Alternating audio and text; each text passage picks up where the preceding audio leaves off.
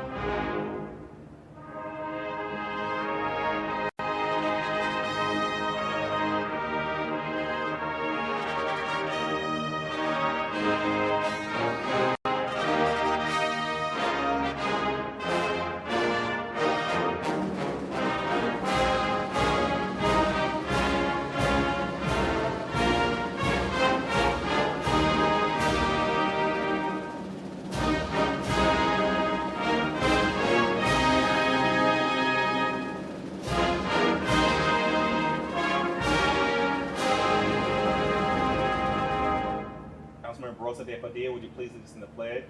I pledge allegiance to the flag of the United States of America and to the republic for which it stands, one nation, under God, indivisible, with liberty and justice for all.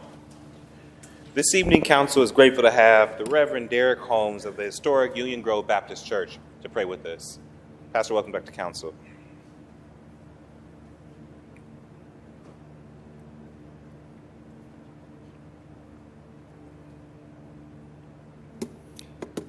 Let us pray. God, our Creator, God, our Conqueror, God, our Comforter, God of justice, God of righteousness. Lord, we thank you on tonight for the power of community, privilege of leadership, and the charge of public service. As community and leaders, we are gathered in this space to reason together, to share ideas and insight, with the high intent of making the city of Columbus and the lives of those who live in it better. Lord, we invite your divine presence into these proceedings. Allow your Holy Spirit to fill this hallowed hall. Allow your Spirit to speak to the minds and hearts of our local leadership, those elected by people, but ultimately chosen by you to lead. God, bless their discernment and their decisioning. God, let most of our efforts and energy be directed to the least of these. And Lord, may all that is done and said tonight point towards your will being done on earth as it is in heaven. I ask it now in Jesus' name. Amen. Amen. Thank you, Pastor. Clerk, please call the roll. Bangston, Barosa de Padilla, de Alcala, Dorans, Faber Green, Remy White, President Hardin. Any person who takes any actions to obstruct or interfere with the conduct of tonight's meeting may be charged with disturbing a lawful meeting pursuant to Columbus City Code 2317.12. Any person who enters those areas of City Council chambers reserved for city officials or invited guests may be charged with criminal trespass pursuant to Columbus City Code 2311.21. Thank you, Madam Clerk. Can I get a motion to dispense with the reading of the journal? Second. Clerk, please call the roll. Bangston, Barosa de Padilla, de Alcala, Dorans, Faber Green, Remy White, President Hardin. Are there any additions or corrections to the journal? Hearing none, the journal is approved. This week's communication received by the City Clerk's office are listed on the agenda and will be published in the City Bulletin. Are there any other communications to be read into the record? Not at this time. Thank you, Madam Clerk. Now we'll go around the dais for any updates from my council members. Councilmember Bangston. Thank you, President Hardin. I just want to have one announcement and take a moment to make a point of appreciation for our Department of Technology. They have been working tirelessly to remedy and investigate the disruption to our city's IT infrastructure that all of us are now aware of. Thanks to their quick action, the Department of Technology was able to limit potential exposure and is currently working with federal authorities to continue its investigation.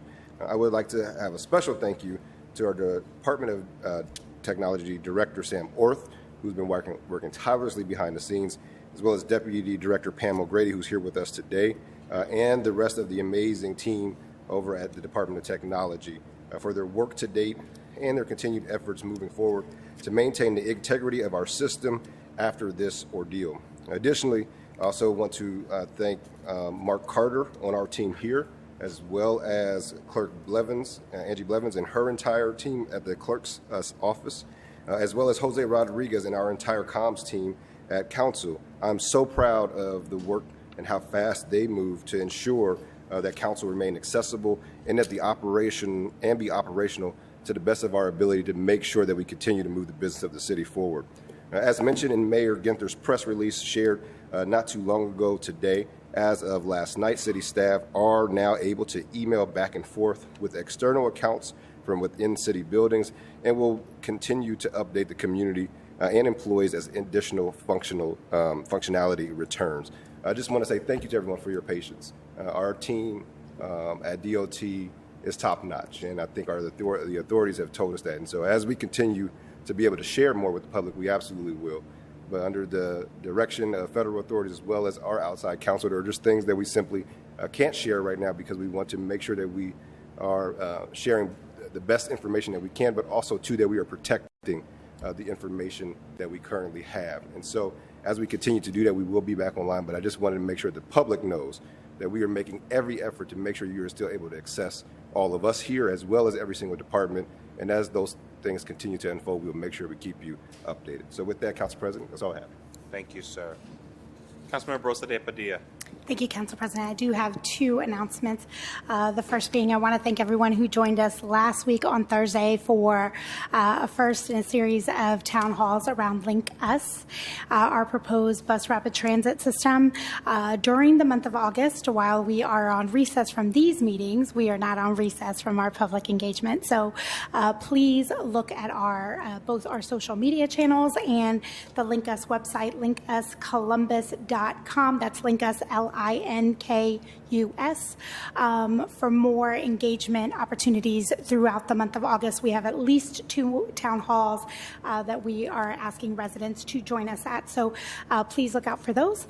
Secondly, this past Friday, we hosted a hearing on Complete Streets. Complete Streets is a strategy for how we think about safety and redesigning the infrastructure around our streets. And so while there is no legislative action or passage that council is making at this time, MORPC, our Regional Planning Commission, has completed their Complete Streets process in June. Columbus is in the process of adoption of what that looks like for the city of Columbus.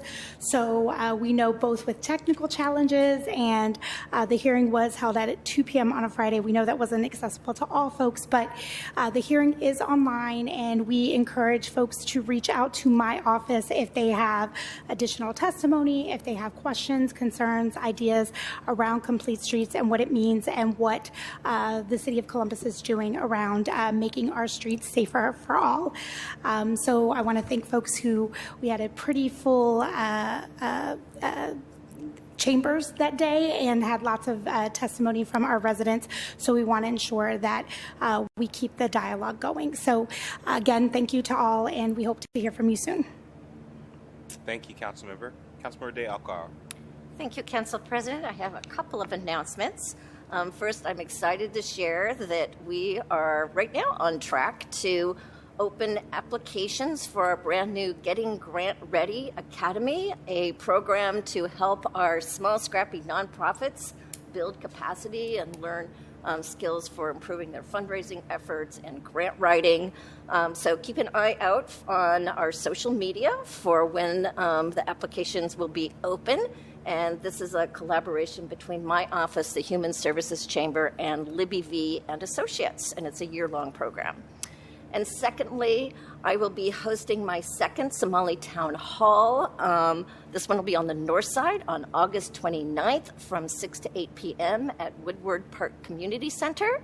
We will have representatives there speaking about a variety of services that are available through legal aid, also Celebrate One, CMHA, and information from our Columbus Chamber of Commerce and from the city here about the incredible programs we have for small businesses. So we encourage members of our Somali community, no matter where you live in the city, to join us on August 29th. And that's all for me, President Harden. Thank you, Councilmember. Press Pro Tem. Councilmember Favor. Thank you, Council President Harden. Just two brief announcements. On Wednesday, July 31st, my office will be hosting the third annual Housing for All Forum from 4 to 8 p.m. at Columbus State Community College. To learn more about the conference and to register, please visit housingforallcbus.com. And then I'm also excited to announce that we are adding an additional day on August 1st from 9 to 11 a.m. We will be hosting the first Housing for All regional convening on housing. And this will be a conversation that will be tailored to all of our regional partners around Central Ohio, whether they be in the administrative capacity or in the legislative capacity. So we will have mayors and other council members from all around Central Ohio here in City Hall talking about all things housing. So I'm very excited about that conversation and convening this week. And then I would also be remiss if I did not do an official welcome to the members of my organization, Delta Sigma Theta Sorority Incorporated. Do not be alarmed, ladies and gentlemen, if you see a bunch of women, particularly black women, running around Columbus with red and white on. It's okay. We will be welcoming a little over 5,000 women to the city of Columbus this week for the 51st Midwest Regional Conference that will be hosted here in Columbus, Ohio. Obviously, this is incredibly important as we continue to support our economic development aspirations. And these women will be here not only to talk about all things scholarship, sisterhood, and service, but also to support our local economy. So just want to welcome my sorority sisters to Columbus, Ohio. Thank you, Council President Harden. A good time will be had by all, I'm sure. Well, welcome to the good sisters. Councilmember Green.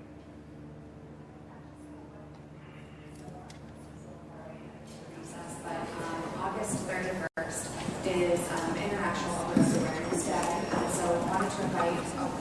Hello, everyone.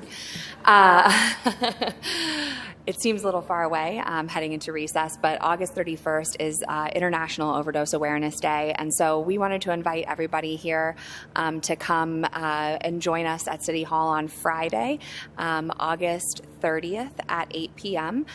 For a lighting ceremony and a remembrance ceremony here at City Hall for those that we've lost to overdose over the years of the opiate epidemic. Thank you. Thank you, Councilmember. Councilmember Remy. Thank you so much, Council President. I just want to wish everybody happy remainder of your summer as we take a break in the month of August, but certainly the festivities of the summer are going to continue. Want to make sure that everybody's aware that next Tuesday, the August 6th, is National Night Out. Look for a wide variety of convening within your community as we celebrate the opportunity to work with police and others and working as a community to make our streets safer. And then as kids and families gear up to go back to school, make sure that we're watching out. It won't be but 3 weeks or less in some communities, but 3 weeks in Columbus, where we will have those yellow buses out on the road again and want to make sure that everybody stays safe as we start school up. So wish everybody a happy remainder of your summer and looking forward to a quick meeting tonight. Thank you, Councilmember. Councilmember White. Thank you, Council President. Got high hopes over here to my left. I appreciate that. Just a quick reminder that our rescheduled Southside community discussion will take place next Monday, August 5th from 6 to 7:30 p.m. at New Beginnings Christian Center on the South Side. This is just an opportunity to hear about the work that Council is working on. Obviously, we'll give overviews of Zone In and have folks there to talk about Link Us and other city issues, but it also gives residents a chance to kind of share their concerns. So I want to encourage everyone to come out August 5th, 6 to 7:30 at New Beginnings Christian Center. Thanks. Thank you, Councilmember. Are there any comments by our elected officials, City Attorney's Office, Auditor, Treasurer's Office? Are there any requests by members of Council for the removal of an ordinance or resolution from the consent action portion of the agenda? Hearing none, may we now have a motion to waive the reading of titles of third-day legislation by the clerk. Clerk, please call the roll. Bangston, Barosa de Padilla, de Alcauer, Dorans, Favor Green, Remy White, President Harden. Thank you, Madam Clerk. Will the clerk now read into the record the ordinance numbers of 30-day legislation on tonight's agenda for first reading? Finance and Governance Committee, Ordinance 2171-2024. Economic Development and Small and Minority Business Committee, Ordinance 2039-2024. Neighborhoods, Recreation and Parks Committee, Ordinances 2202 and 2234-2024. Housing, Homelessness and Building Committee, Ordinance 2175-2024. Health, Human Services and Equity Committee, Ordinances 2102 2105-2024. Public Utilities and Sustainability Committee, Ordinances 2153, 2174, 2177, 2193, and 2218-2024.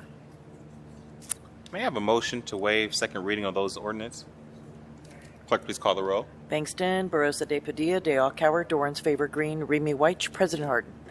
The following ordinances appear on our agenda as consent action. Will the clerk now read those into the record?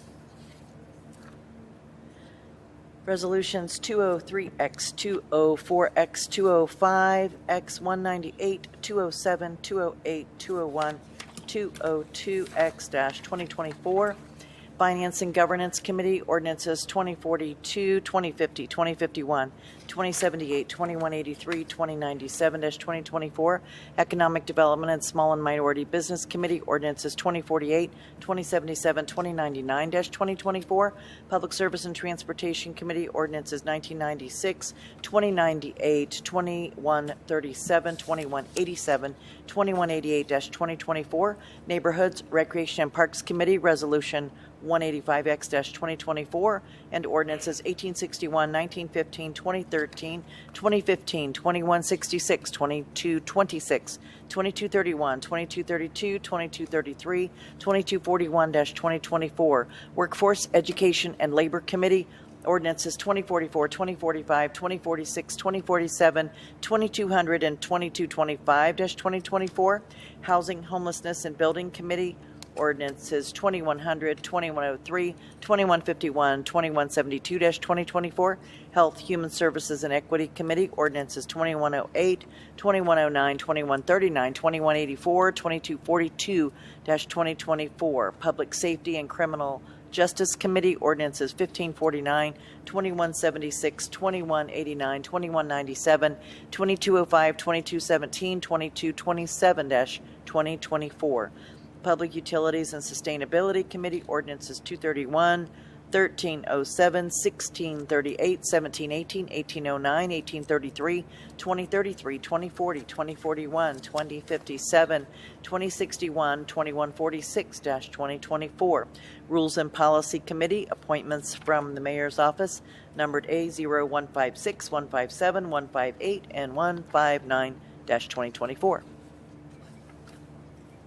We don't have any speakers on the consent portion of the agenda. Are there any questions or comments by my colleagues? Hearing none, may I have a motion for approval of these items as named as consent? Clerk, please call the roll. By Mr. voice. Bangston? Ms. Barosa de Padilla? Ms. de Alcauer? Mr. Dorans? Ms. Faber? Yes, with the exception of ordinance 2137-2024, from which I'm abstaining. Ms. Green? Mr. Remy? Mr. White? President Harden. Yes, the consent agenda is passed with the noted exceptions. We know most folks are here in the chamber this evening to speak to our zoning reform efforts, and to respect everyone's time, we're going to do that first thing instead of leaving it to the very end of the agenda as it is now. And so very shortly, I'll ask President Pro Tem to run us through that process, but I want to set the stage first. We all know that in the next 25 years, nearly 1 million people will move to Central Ohio, and a few 100,000 of those folks will end up here in the city of Columbus. That is the fact. It's not up for debate any longer. We need to build at least 200,000 units in the next 15 years to keep up. What is up for debate is if we will take the bold steps we need to plan for that growth. If we do, we can chart a new course for Columbus, a sustainable future with abundant housing for all. We can make sure our neighbors have a place to put down roots and that long-term residents don't get priced out of the neighborhoods that they love. We can have enough density of a customer base that we can create grocery stores and child care centers and restaurants in our neighborhoods that our residents want. Or if we don't, if we are afraid, or short-sighted or complacent, then Columbus will go the way of cities like Austin or Denver, which have become uninhabitable for working-class people, places where evictions and rampant homelessness are the norm. These are the stakes. We as a city must be obsessed every day with asking the question, as we get bigger, can we yet get better? And that's what zoning reform is all about. Getting ahead of the growth to be proactive, to be strategic and forward-looking. In some ways, it's our first test.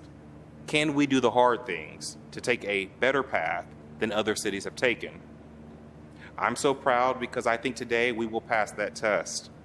We will pass the test because our staff have done incredible work, engaging people in ways I've never seen done in my 15 years of working in City Hall, either as a staff person or as an elected official. The zoning gallery, visited by almost 2,000 people, more than 6,000 people responded to the surveys. I believe our residents have passed that test. They have come out in droves. They have had meaningful and earnest engagement, debating the benefits and drawbacks of different options. Our whole community has gotten smarter about land use and about planning through this process. And I believe this council is passing the test. President Pro Tem held 4 city council hearings, some of which had uncapped number of speakers who spoke for as long as they needed to. We're also making amendments that directly speak to the feedback we got from members and their constituents. So with pride and gratitude for everyone involved in helping us get here, I'm going to turn the floor over to our leader on this effort, someone who I have just been completely impressed and proud to call a colleague and a friend, and someone who will lead this historic series of votes that we are about to take. Press Pro Tem. Thank you, Council President. And also want to, first of all, before we get to lots of thank yous, want to thank my colleagues, not only for going out of order tonight, but for their countless dedication to this project. So many of you had countless hours at the zoning gallery. So many of you have answered countless emails. So many of you have given me your time and attention on matters small and big as it relates to this. And this ultimate product that comes to our council has every person on this dais tonight, your fingerprints on it. So I want to say thank you to all of you for your engagement on that. As we all know, the zone initiative is a multi-phase, multi-year effort to update our city's zoning code and map to provide for more equitable, effective and sustainable framework for guiding land use development and growth here in Columbus. As the Council President mentioned, we are growing, and this is vital for us to get out in front of this growth with this type of legislation. As Council President mentioned, this has been the most comprehensive public engagement effort I have ever been a part of here during my time on Council. It's been 116 days since this legislative proposal and updated zoning map was originally shared with the public. Since then, we've held 2 press conferences, 4 public hearings that totaled nearly 12 hours, with more than 100 individuals providing public testimony.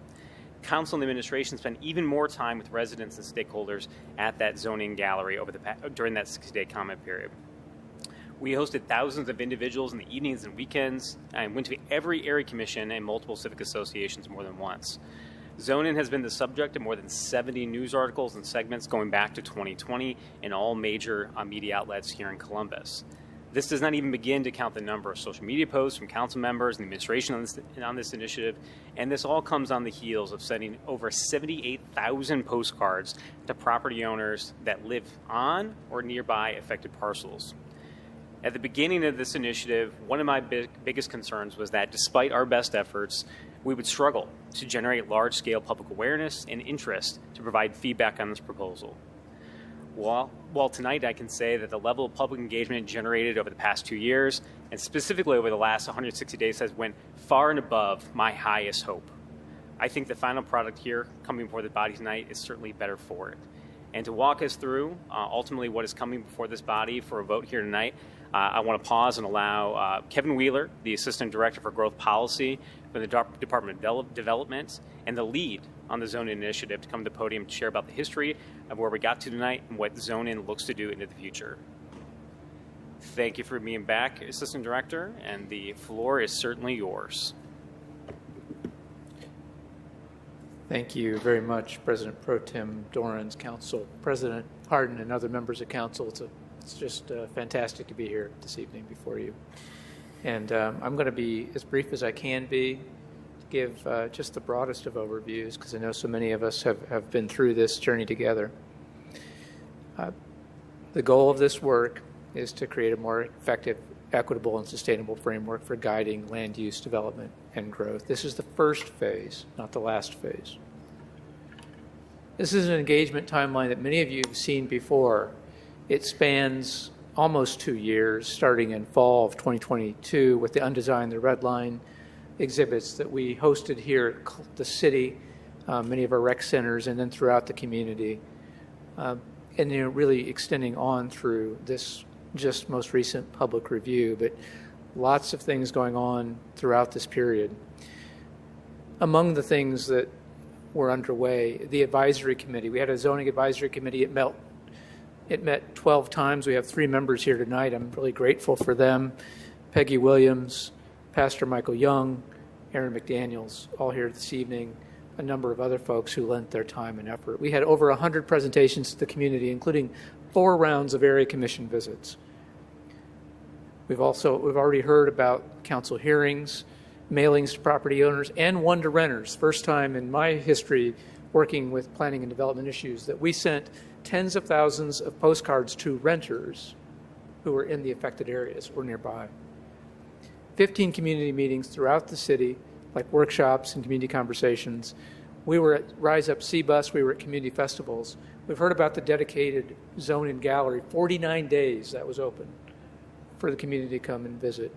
We, of course, had an extensive website. All that information's there. You can go tonight. Some of the numbers, thousands of people engaged. I think that the age range is wider than 14 to 84, but that's what we have, so that's what I'm saying tonight. We had over 1,500 visitors to the zone and gallery. I think the formal count was 1,550, and we know that there were many more than that. 2,600 email subscribers, 6,600 completed surveys, 31 zip codes completed, 7,000 comments received. We had 60,000 unique website visits, and just during the comment review period, we had 108,000 social media reaches. I'm not sure what that means, but 108,000 is a big number. I think, my number for media articles and stories is older, 60 plus, 70 plus is easy to reconcile. All that public outreach, all that engagement really informed priorities. And you've seen this slide many, many times. But I think it's important because it was really a North Star for the work that we were doing. More housing in more places, supporting Main Street businesses and jobs, promoting a more equitable city, expanding and highlighting the roles of corridors and creating connected communities and fostering good urban design. The Phase 1 proposal, which is a code and a map that go together, drew on the community input, it drew on the goals and priorities that we established, existing conditions, technical analysis, policy direction, workshop strategies, and best practices, best learned practice lessons from our peer cities. We created, in this proposal, 6 new mixed-use districts to be allocated along 140 miles of transit corridors, some of the most important corridors in our city. Among the highlights of the proposal is the prioritization of housing in more places by allowing ground floor residential and taller buildings. We have a height bonus for affordability. We're right-sizing parking through a market-based approach. We're supporting transit through higher density and a focus on walkability. Leveraging the existing infrastructure and services that is in place along these corridors. Reducing sprawl by focused development that also reduces the destruction of natural resources. Providing clear, objective design guidelines in the code for the first time in places that don't benefit from that now. Removing barriers to using older buildings and growing businesses. We're encouraging smaller scale projects in emerging developers by removing the list of variances and exceptions that are required at any scale of project. And then we're protecting existing uses because we know that's a concern for folks. This code also includes a lot more visual design elements, a lot more graphics in order to make it more user-friendly. We heard comments, about 1,800 comments during the comment period, and that led to updated elements or changes to the proposal that we released in April. Language clarifying that the existing protections for historic and design review districts remain in place. We are proposing the adoption of a new parking impact study code. We've included requirements for EV chargers, landscaping of larger setbacks, and the use of native trees in some certain districts. Provisions for street trees in new development, larger setbacks and planted buffers are also being required in some instances. These are all among the changes directly responsive to community input. The legislation the council that you will vote on tonight includes 6 pieces. It's complicated stuff to update a zoning code. And I would just call out 3 in particular, or 4, I should say. 1, 2112 is to adopt the new code itself. 2113 rezones 140 miles of corridors, 12,300 parcels to these new mixed-use districts. 2111 amends the existing zoning code because we're going to require these 2 codes to work together for some time. And 2115 establishes the new parking study parking impact study code. This is a team effort. I've gotten to be before you many times and have appreciated those opportunities. But I just want to spend a brief moment in acknowledging so many people, so many groups that have really worked on this together. Of course, we start by unprecedented community involvement. I've been a city planner with Columbus for over 3 decades. This is far and away the biggest public engagement process we've ever had. It is the most diverse, it's most extensive, and it has made a big difference. I mentioned the Zoning Advisory Committee earlier. To have the mayor and council working alongside us, seeing the importance of this change is why this can happen. I have 2 directors, Director Messer from BZS, Director Stevens from Development, who have supported us all along the way. A leadership team with a number of folks in key positions from those 2 departments, focused staff, people who work on this every day, planning division, zoning office, public service, Department of Neighborhoods, city attorney's office. With a consultant team, we have Lisa Wise with us, who served as technical consultant. Rama Consulting served as a partner in community engagement and outreach. And if you went to the gallery and you thought it was cool, that's thanks to Warhol on Wall Street, our own local firm, Warhol on Wall Street. Great job. And then just lots of other partners. This is too long of a list, and I know I'm leaving people out. I'm sorry about that, but I just want folks to understand what a huge effort this was and how hard so many people worked. That's all I have, unless you have any questions. Council President Pro Tem Dorrance. Thank you, Mr. Wheeler. Any questions or comments for Assistant Director at this time? Thank you. As Mr. Wheeler mentioned, we've had a lot of cross-collaboration with a number of different departments in the city, and I did want to pause and offer the opportunity both for Director Scott Messer from the Department of Building and Zoning Services and Director Stevens as well from the Department of Development if they had any comments they want to share with us here tonight. President Pro Tem, President Hardin, other members of council, thank you for the opportunity to comment. I'll keep my comments brief, but I just wanted to echo some of the thoughts here tonight. We're very pleased to be at this stage of phase 1 of the Zone In initiative. I also have appreciated the support of all the collaboration that has occurred from council, many of you and your staff, as well as the mayor and the city attorney, and all the folks in the administration who've worked on this. I also want to express my personal gratitude. What I would say is we truly would not be where we are without that collaboration. So I know that's been said, but I just want to emphasize that as well. And I just want to highlight that this proposed legislation to update the zoning code is, in fact, just phase 1. There's going to be additional phases that are going to touch the rest of the city beyond sort of these specific zones, and we're far from finished. We hope to learn this code. We're going to be flexible, and as we grow and as we change, we will continue to look at the code and ask ourselves what's working and what's not working. So I just want to echo our commitment to that level of understanding and growing and embracing change if we need to. This particular phase 1 will help to inform us with future phases. We'll learn a lot from this phase as we go forward and be able to use that to inform us as we take more direction. So again, I just want to thank all of you for your support. It's been a long process and one that I'm very proud to have been a part of. So thank you. Thank you, Director. Director Stevens? President Hardin, President Pro Tem Dorans, members of council, this updated zoning code is really going to direct how we grow going forward. And I'm really proud that we did it. We got to this point in an inclusive manner that captures our public policy priorities. It's going to serve our residents by making sure that the housing we need in this community gets built. It's going to make sure that we're opening up the playing field for all developers to participate in our process.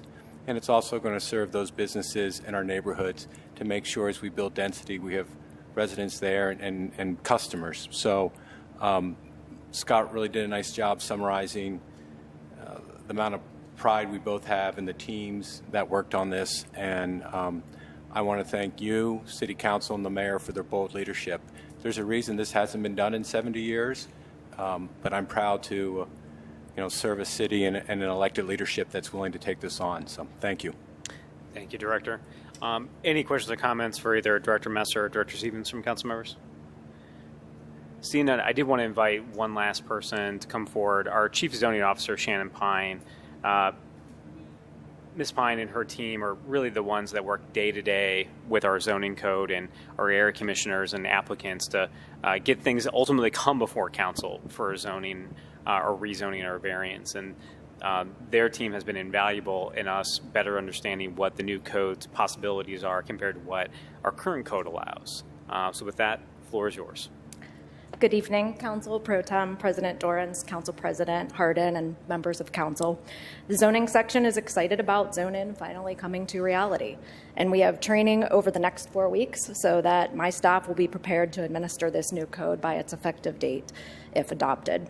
Staff acknowledges that zoning will likely reduce the number of variances and rezonings for development projects on these corridors that necessitate review by area commissions and civic associations, but relying on exceptions to the existing code to yield good results costs time, money, and staff resources, and also delays the construction of much-needed housing projects. Zoning aims to yield better results at the onset of the project by implementing the building design standards within Columbus citywide planning policies and our neighborhood plans. These design standards are lacking in the current code, and what standards we do have are subjective and unclear, with no images to help depict the requirements. The new standards are clearer and are graphically portrayed and create a more equitable development process for our emerging and small business developers that our larger developers easily navigate. The site compliance process remains in place to address access, infrastructure, and related issues, and the city's development tracker tool is available for community groups and residents so that they can be informed on what projects are occurring in their neighborhoods. Area commissions and civic associations will continue to play a vital role reviewing variances and rezonings, as the rules in our code governing them are not changing at this time, and we don't have any plans to change those. And the area commissions will still review demolition permit requests. A majority of rezoning and variance applications will most likely occur outside of this corridor zoning, which is only 6% of the city. Zoning staff will remain a resource for area commissions and civic associations when questions arise on the new code, and will also be available for training. With less zoning agenda items, area commissions and civic associations can focus on other important functions that can better serve their communities. Reviewing zoning applications is just one of many of the area commission's functions per Title 31 of the City Code. The zoning section is looking forward to updates progressing through the rest of the zoning code and continuing to work with our area commissions and civic associations on the front end to result in a new code that we can all be proud of. Thank you, and I'm happy to answer any questions. Thank you, Chief Pine. Any questions from council members? Seeing them, thank you very much for being here. We did receive 13 public speaker slips for the various pieces of legislation that will be coming before us. We're going to have all those public speakers go at the start, since all of the pieces of legislation they signed up for are zone-in related. So I will call folks up individually. Those speaker slips need to be submitted to council prior to our 3 p.m. cutoff, which is the standard policy for city council. If folks want to come up, state their name, any organization they're representing, and we'll ask folks to try and keep their comments to 3 minutes. The first speaker to come before council is Mr. Pastor Michael Young. Pastor Young, welcome back to council.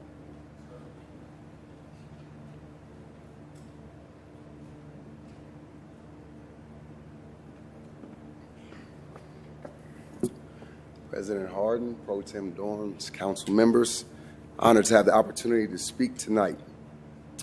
I feel incredibly fortunate that I have had the opportunity, with the exception of the 4 years that I was away at college, to be a lifelong resident of the city of Columbus. President Harden, I've had the chance to watch our great city grow, expand, and even now Councilmember Bankston flourish. And I think what we can all say is that the city of Columbus currently is a blessed city and we're a prosperous city. But what we've learned is we've learned that one group of people's blessing has turned into another group of people's burden. And one constituency's prosperity has turned into another constituency's problem. And I'm talking about the issue of affordable housing. When I think about housing next to air, food, and water, I would argue, Councilwoman Favors, that housing is the most essential need that an individual can have in their life. And when we look at the state of housing in Columbus, I would suggest to you that there's at least 3 issues that need to be addressed. It is the issue of affordability, the issue of availability, and the issue of accessibility. When we talk availability, we're talking about the fact that depending on which report you look at, we currently find ourselves at least a 50,000 unit deficit in the city of Columbus. President Harden suggested that in the next 15 years, we're going to need an additional 200,000 units, right? Availability is an issue. The domino effect of availability is the first economic lesson that most of us learn. It's the law of supply and demand. Where supply is low and demand is high, right? People can raise the prices to whatever they want, and it creates real and practical problems for the citizens of our city. I have the privilege and the pleasure to pastor a flourishing congregation that is made up of a very broad constituency. And when you talk to single mothers who are having to make real life decisions on whether they're going to pay their rent or send their child to daycare, we need to address this issue of availability. The third issue is the issue of accessibility. Even when a unit is available or housing is available, there are certain citizens within our city that can't even get access to what may be available. So as a result, I believe our city needs a comprehensive strategy and plan to address these issues. And I believe that Zone In is the first brick to building a brighter future as it relates to this space in the city of Columbus. Zone In is not going to fix all of our problems, but we know that it will begin to eradicate a zoning that was really the twin brother to redlining that has benefited one constituency in our city and has negatively impacted and marginalized another group of people in our city. So what I believe is I believe that it's important for us to pass this zone-in law because I believe that this will be a policy that will benefit our people. Thank you for your time. Thank you, Pastor. Appreciate you being here tonight. Next speaker to come before council is Ms. Carly Booz. Ms. Booz, welcome back to council.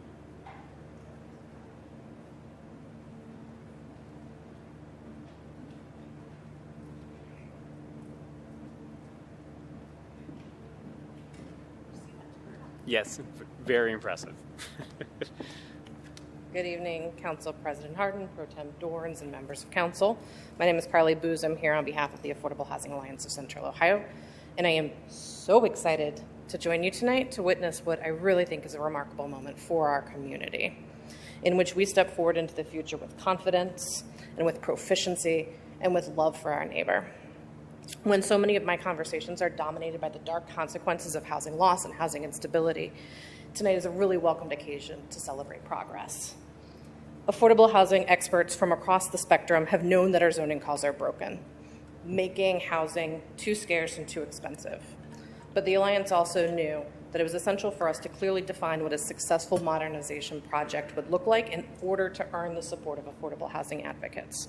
So 4 years ago, when I came into this role, we established what we felt were 6 reasonable aspirations for this project, the same standards we would hold other communities to when undertaking this kind of work. First, we said zoning must be engaged, leading with public education and community input. After hundreds of meetings, thousands of comments, tens of thousands of public online visitors to the website, and significant revisions to incorporate others' views, which did at times diverge from my own, our expectations were exceeded. We said zone-in must be justice-oriented, explicitly rejecting the segregation that the old code was twisted around. From the first days of Undesign the Red Line, right up to today, when we are making the choice not to exclude amenity-rich and affluent neighborhoods, our expectations were exceeded. We said zone-in must be responsive, putting affordability needs ahead of special interests, putting community needs ahead of community detractors. By moving from exclusionary zoning to inclusive zoning with funding support to make it not just ideologically supported but financially feasible, our expectations were exceeded. We said zone-in must be unified and simplified. We need to empower small and local builders to help shape our future with intuitive design standards that are based on the current culture and expectations from our neighborhoods. Our expectations were succeeded. We said zone-in must be informed, building on the consensus of prior community plans with purposeful integration, things like the Regional Housing Coalition, Link Us, Bike Plus, as well as neighborhood-level plans like Envision Hilltop and One Linden. Again, our expectations were met. And finally, we said zone-in must be current. Today's residents demand walkability and accessibility and welcoming affordable spaces. By centering these priorities, our expectations were again exceeded. Because of this broad and intentional commitment to affordability, the Alliance is beyond honored to support zone-in this evening. While this represents another momentous step towards housing sufficiency and is well worth celebrating, we also gently ask all those who've rallied to support this work to also wake up tomorrow energized to continue the progress, because we know that zoning reform is necessary but not sufficient to solving our affordable housing puzzle. We must remain mobilized to support the next phase of the zoning update. We must be ready to continue the advancements that Housing for All has made to protect resident rights. And we must ensure that these successes can be continued throughout the region by working with jurisdictions across Central Ohio. And though work remains ahead, tonight we get to celebrate, because tonight is a moment for acclaim, as we become one of the exceptionally few cities in the world that is activating every single tool that is at their disposal to solve their housing challenge. I want to say thank you, and I express the gratitude of the Housing Alliance. Thank you, Ms. Booz. Any questions or comments from council members? Thank you. Thank you. Next speaker to come before council is Mr. Matt Starr. Mr. Starr, welcome to council.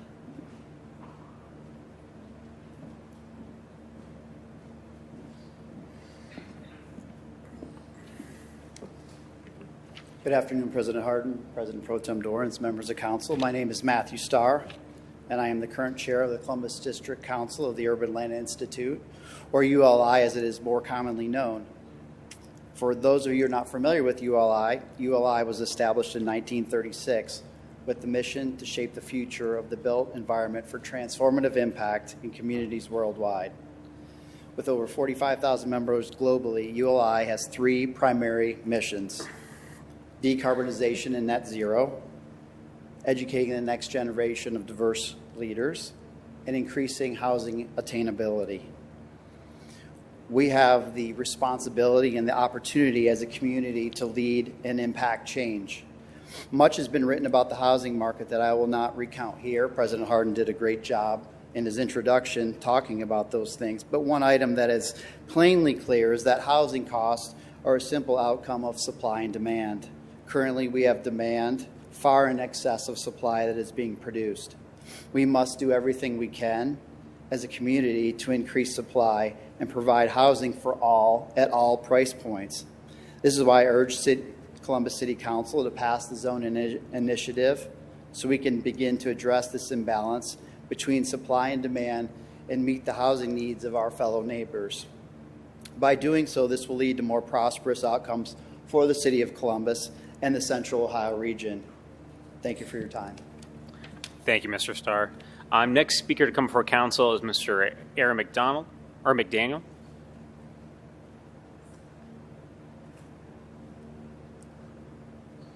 Welcome back to council, sir.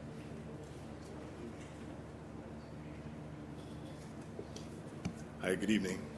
Ladies and gentlemen of City Council, including President Hardin and Pro Tem Doran, thank you for giving me the opportunity to speak today. My name is Aaron McDaniel. I'm the principal of Blueprint Development Company, and I'm here to represent small developers like myself who are deeply committed to our city's growth and development. I've had the honor of serving on the Zoning Advisory Committee for the past year, witnessing the diligent efforts of Kevin Willer, also Aaron Prosser, Shannon Pine, who led this initiative with remarkable dedication. Their hard work has laid a foundation for the changes we're discussing today. I stand before you to advocate for the proposed zoning changes designed to streamline the development process. As a small developer, I understand the challenges of navigating the current regulatory landscape all too well. Every project we undertake involves significant financial risk, as well as considerable time and effort. In our current project, we have about 9 months of investment, including significant capital, and despite our best efforts, we're still awaiting final approvals and financing for that project. Delays like that, tie up resources and also postpone the delivery of essential housing and amenities to our community. For small developers like me, every day spent navigating bureaucratic hurdles translates into increased costs and potential risks for project feasibility. Streamlining the zoning process would mitigate these delays, providing a clearer path to completion and allowing us to deliver on quality developments that contribute to our city's growth. I appreciate the need for thoughtful planning and community input in shaping our city's future.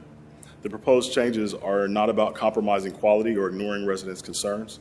Rather, they seek to strike a balance that facilitates responsible development while removing unnecessary barriers that impede progress. And in conclusion, I urge you, esteemed members of City Council, to support these zoning changes. And by doing so, you'll not only assist small developers like myself, but also foster the economic vitality and sustainable growth of our city. Thanks for your time. Thank you, Mr. McDaniel. The next speaker to come before council is Mr. Michael Jones. Welcome back to council, sir.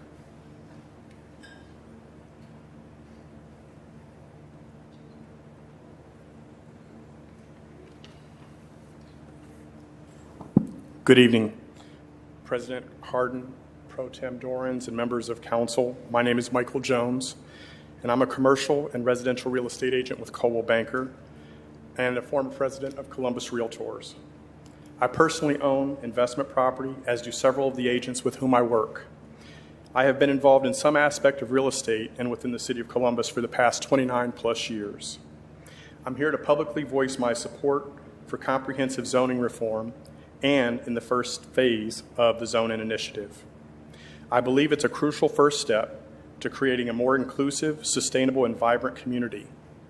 Our outdated zoning regulations often limit construction of diverse housing types such as multi-units, accessory dwelling units, and mixed-use developments. These restrictions contribute to rising housing costs and a lack of affordable options for families, young professionals, and seniors. Our current zoning laws, majority of which were established decades ago and no longer adequately address the pressing needs of today's ever-changing landscape. I would like to thank Council for their deliberate process in soliciting public feedback, providing public space for individuals to visit the zoning gallery, and for taking the time to reflect on such an important topic that will reshape the way Columbus will look for future generations to come. One of the most critical issues we face is the shortage of affordable and attainable housing. We believe this proposal offers provisions for affordable housing, such as density bonuses and inclusionary zoning requirements that promotes the development of diverse housing options, making it possible for people of different income levels to live in the same community. The emphasis on people and not parking allows for a space that can support transit-oriented development, which focuses on creating high-density areas and near public transportation hubs, thus reducing reliance on cars, decreasing traffic congestion, and promotes the use of public transit, walking, and biking, contributes to a more sustainable urban environment. We believe this effort to modernize the current code will aid in organizing land use efficiently, ensuring that residential, commercial, and industrial areas are appropriately separated, but also add to the importance of connecting neighborhoods and will celebrate all cultural differences that Columbus has to offer. Moreover, zoning reform is essential for promoting sustainable development. Our current land use patterns often encourage urban sprawl, leading to increased traffic congestion and higher infrastructure costs. By updating our zoning code laws to support smart and responsible growth principles, we can concentrate development in areas while existing infrastructure reduce our carbon footprint and protect green spaces. This has the potential to enhance the overall quality of life for our residents. Lastly, creating distinct zones for different types of development, we believe that this will stabilize property values and attract investment, which in turn leads to economic growth and prosperity. As businesses are more likely to invest in well-regulated areas, knowing that their investments are protected from incompatible land uses. We understand that zoning reform is a complex and often contentious issue. It requires careful consideration of various stakeholders, interests, and a commitment to long-term planning. However, the benefits far outweigh the challenges. By modernizing our zoning laws, we can create a more equitable, sustainable, and economically vibrant city that meets the needs of all its residents. This is a positive step in the right direction. While positive, we would urge this body, through the evaluation of public comments this evening and beyond, to have an open mind and open ear to the inclusion of parcels that do exactly what you're setting out to do. Solve the housing crisis and add housing options in a smart and responsible manner. There are properties not included in the proposed first phase in a few corridors, which we believe would be incredible examples of said smart, responsible places for that development and would be beneficial to include to move the needle in attainable and affordable housing. In closing, let us seize this opportunity to transform our city into a place where everyone has the opportunity to thrive. Thank you for your time and consideration. I, along with my colleagues at Columbus Realtors, stand ready to be a continued partner and trusted resource in further conversations in the next phases of your efforts to modernize zoning and provide housing for all in Columbus and in Central Ohio. Thank you so much. Thank you, Mr. Jones. The next speaker to come before council is Ms. Kathy Green. Ms. Green, welcome back to council.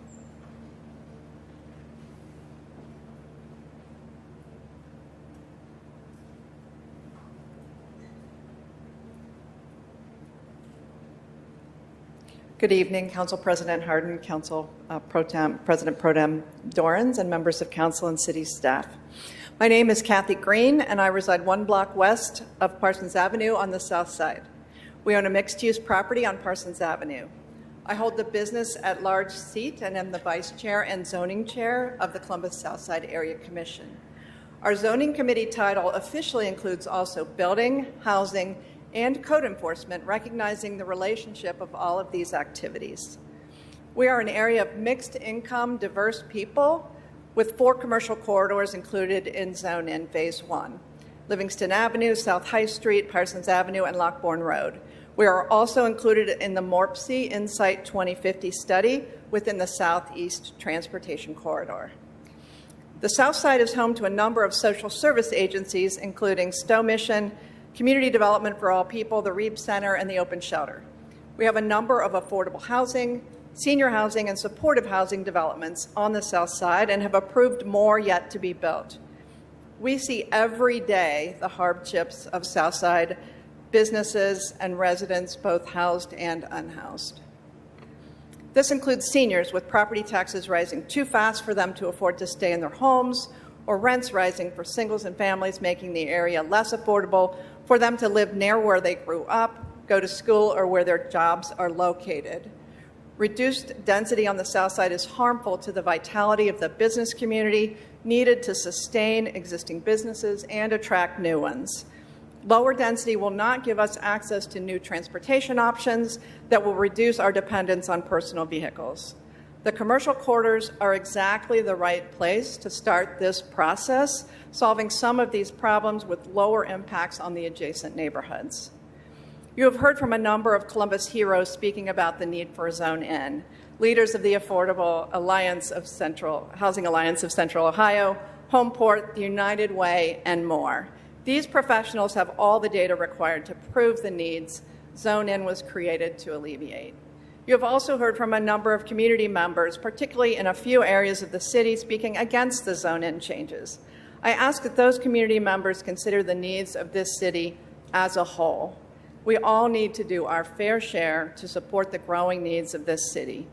Don't let the perfect be the enemy of the good. Please vote yes on all of the Zone N legislation before you today. Thank you. Thank you, Ms. Green. I'm going to start announcing the next speaker as well, just so that if folks are back in the gallery or sort of in the middle of a row, you're able to get out a little bit easier. So the next speaker to come before council is Mr. Nathaniel Wilkins. After Mr. Wilkins, we'll have Ms. Christine Brown. Mr. Wilkins, welcome back to council.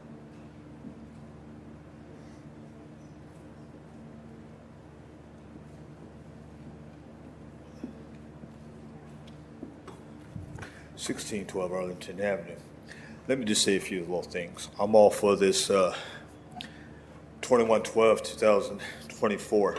I'm really all for the new scope of Columbus, Ohio area that's getting ready to take. I'm all for these changes. I also want to speak on 2115. Before I speak on that, I want to talk about the changes that's getting ready to happen through Columbus, Ohio. I'm all for this, and now's the time to be. Linden has been neglected over several years. South Linden has been neglected over decades in time. I call this now as a new era in time. The favorite music is I call it with Sammy Hagar. It's right now. Right now is the time. So I want to gauge into 21/15/2024 to talk about parking. I know I talked to my wife about this, and I know we want to limit the parking on Cleveland Avenue where there's high density of bus service. I know I took my wife down the High Street, and a couple of times ago I had to step in the street to get on the bus. So I'm asking you to eliminate the parking by building these things to 18 stories or 19 stories high. And I told my wife today, I was going to speak on this is because if people want more parking, we want them to pay $800, okay, just to have some parking space. But we can have this reduced to 10 spaces, not larger scales of parking lots. And I do want to say thank you for the time. I'm all for this at 500%. Thank you for your time. Thank you, Mr. Wilkins. Appreciate you being here as always. Next speaker to come before council, Ms. Christine Brown. After Ms. Brown, we have Mr. Jason Suddy.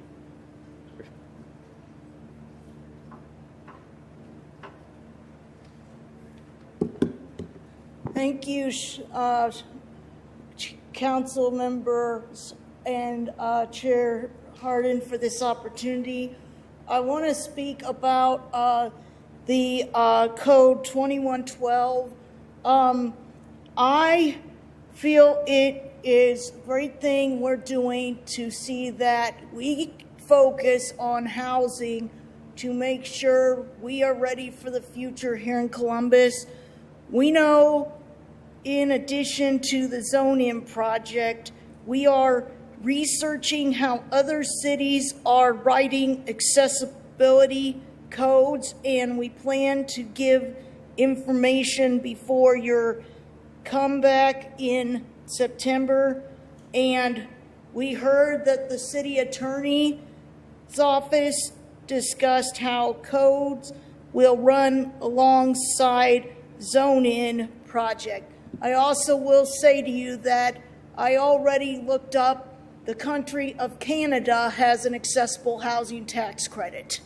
So I'm looking up every resource I can, and we plan to be giving you all as much resources by the time September hits.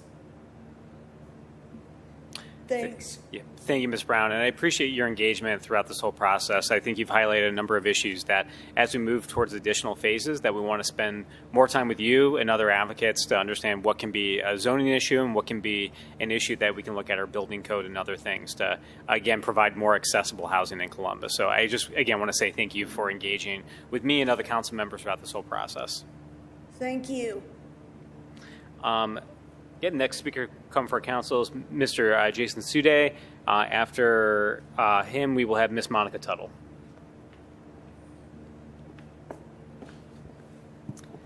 Hi, thank you. Thank you, President Hardin, President Pro Tem Dorans, and the rest of council. My name is Jason Sudi, and I am the chair of the Italian Village Commission, a commission I've had the pleasure to serve on for about 20 years.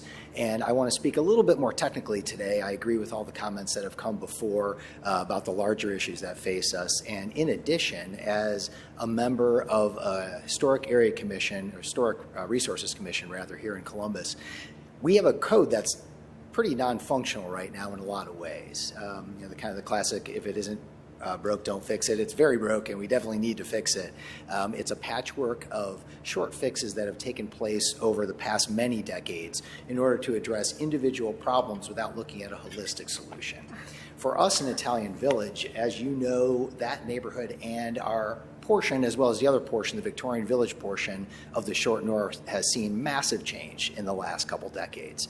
And a lot of that change has been pretty painstaking due to the fact that we have to fight through code in order to get to quality design today.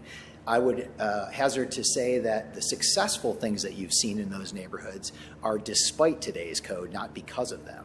And so what I'm here to do for Italian Village is advocate for passage of this comprehensive zoning code review for a couple reasons. One is that it will simplify the process, removing many zoning variances that we have to recommend every single month on almost any kind of urban design that is what we consider to be high quality in our neighborhood. Secondly, the way the code is set up is that it preserves our ability to review for quality design, utilizing the powers that we have through our design guidelines in order to place certificates of appropriateness and all the required and requisite review that we already have. Doesn't change that at all. It just makes it really function a lot better for us. And then the last part of this is how we apply this, I think, not just to what can go forward in Italian Village and the other historic review commissions, but to the whole city. What we have done is really figured out a way to manage all of the tricky situations that we have with the code over the last 20 years. We just don't have time for that anymore. We're growing so much faster, and we need to figure out how to apply the way that we can densify neighborhoods while also getting some of the things that we haven't done a very good job of, is maintaining affordability and finding a way to really allow the neighborhoods that are already there thriving to succeed while we are changing the face of some of those corridors. So I highly recommend that we adopt this as a city, and I think it will be beneficial not just to neighborhoods like mine. It'll also be beneficial to neighborhoods all along these high-capacity transit corridors that we're trying to change. Thanks. Thank you very much. Next speaker to come for council is Ms. Monica Tuttle. After Ms. Tuttle, we have Mr. Otto Beatty III.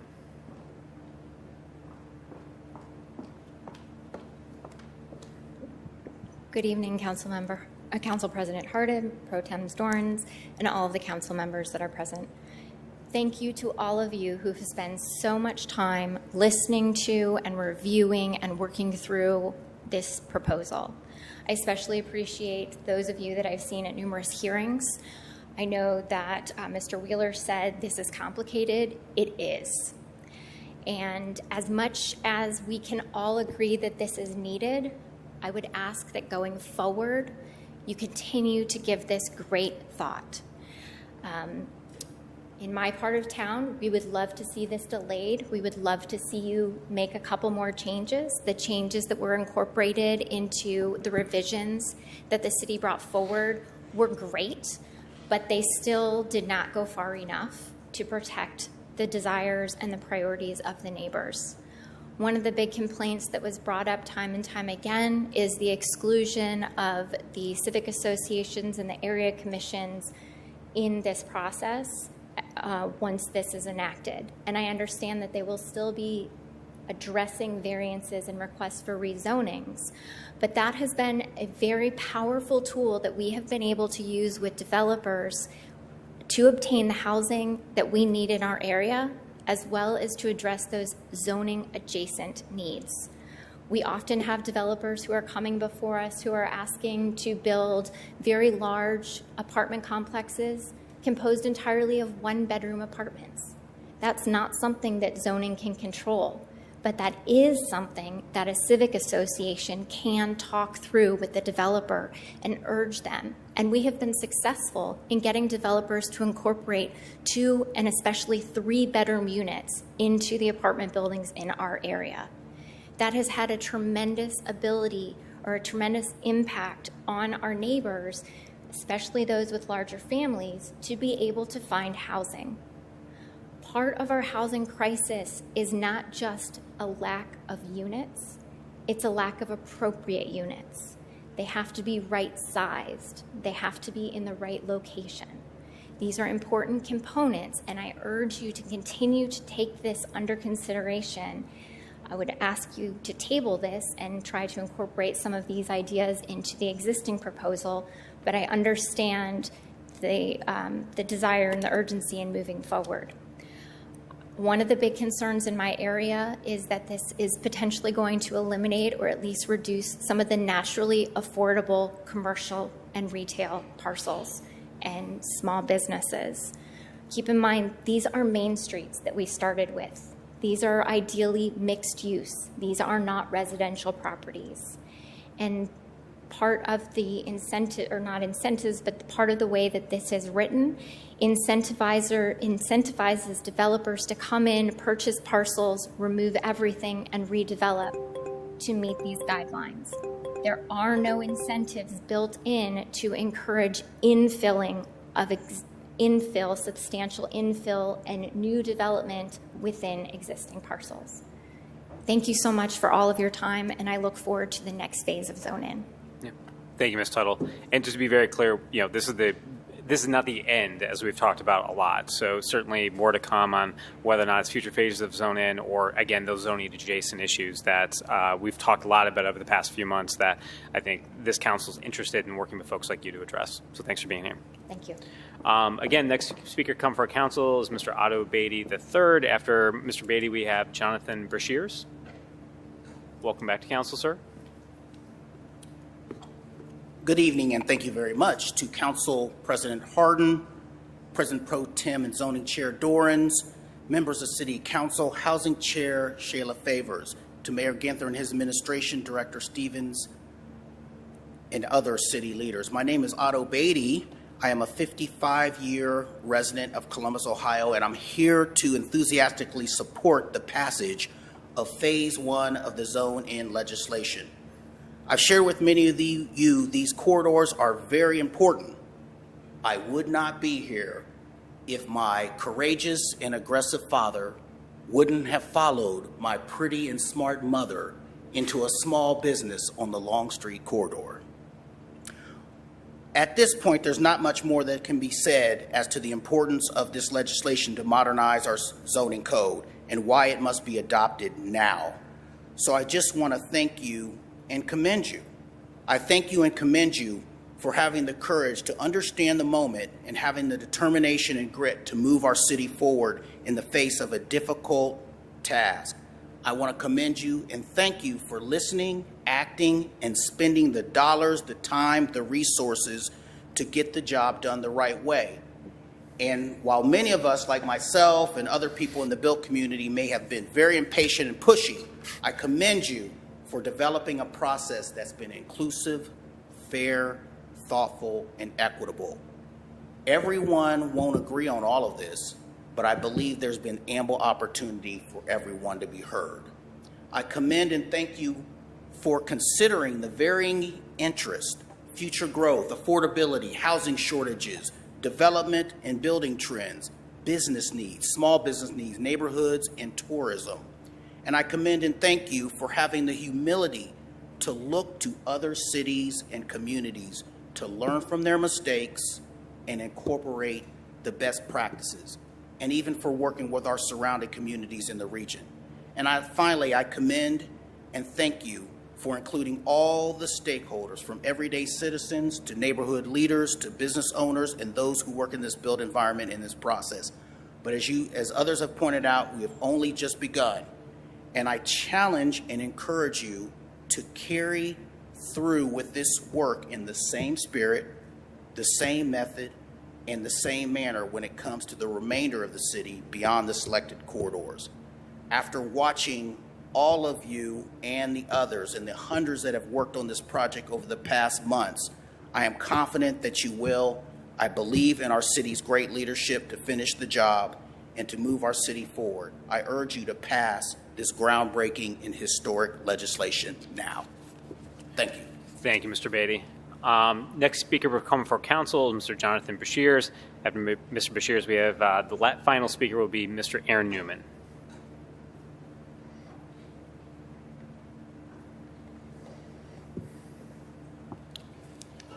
Thank you. My name is Jonathan Bashirs, and I've lived in Columbus since I was 6 years old.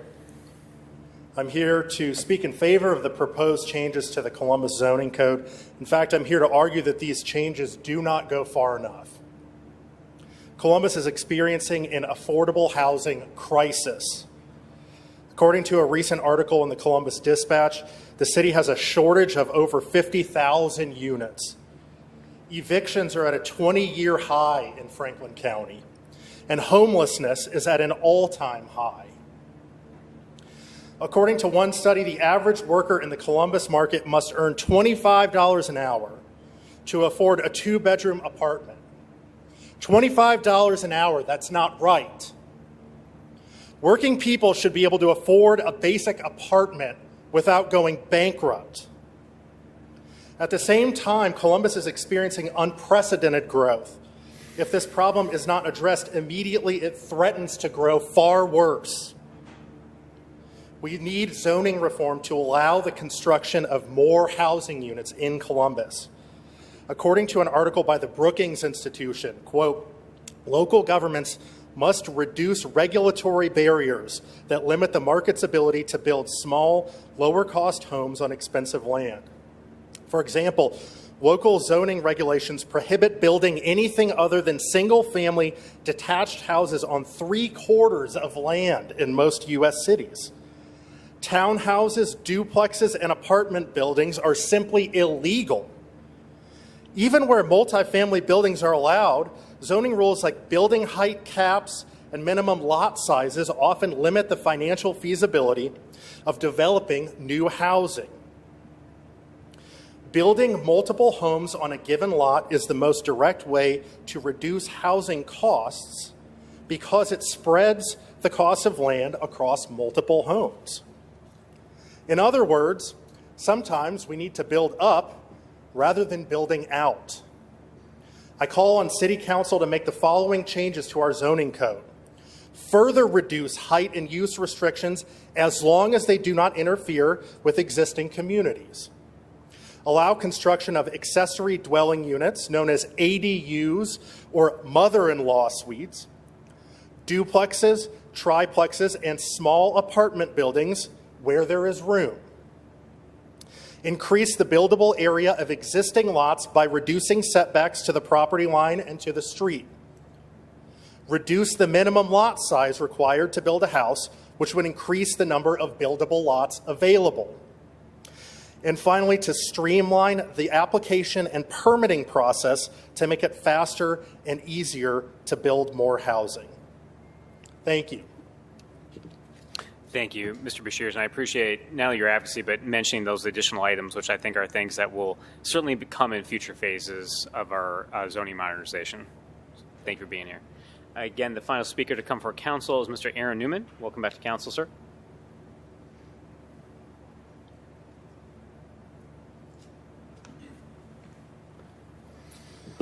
Hey, good evening, Council President Hardin, Chair Dorans, and members of council. Good to see some of you again. Good to meet some of you for the first time here.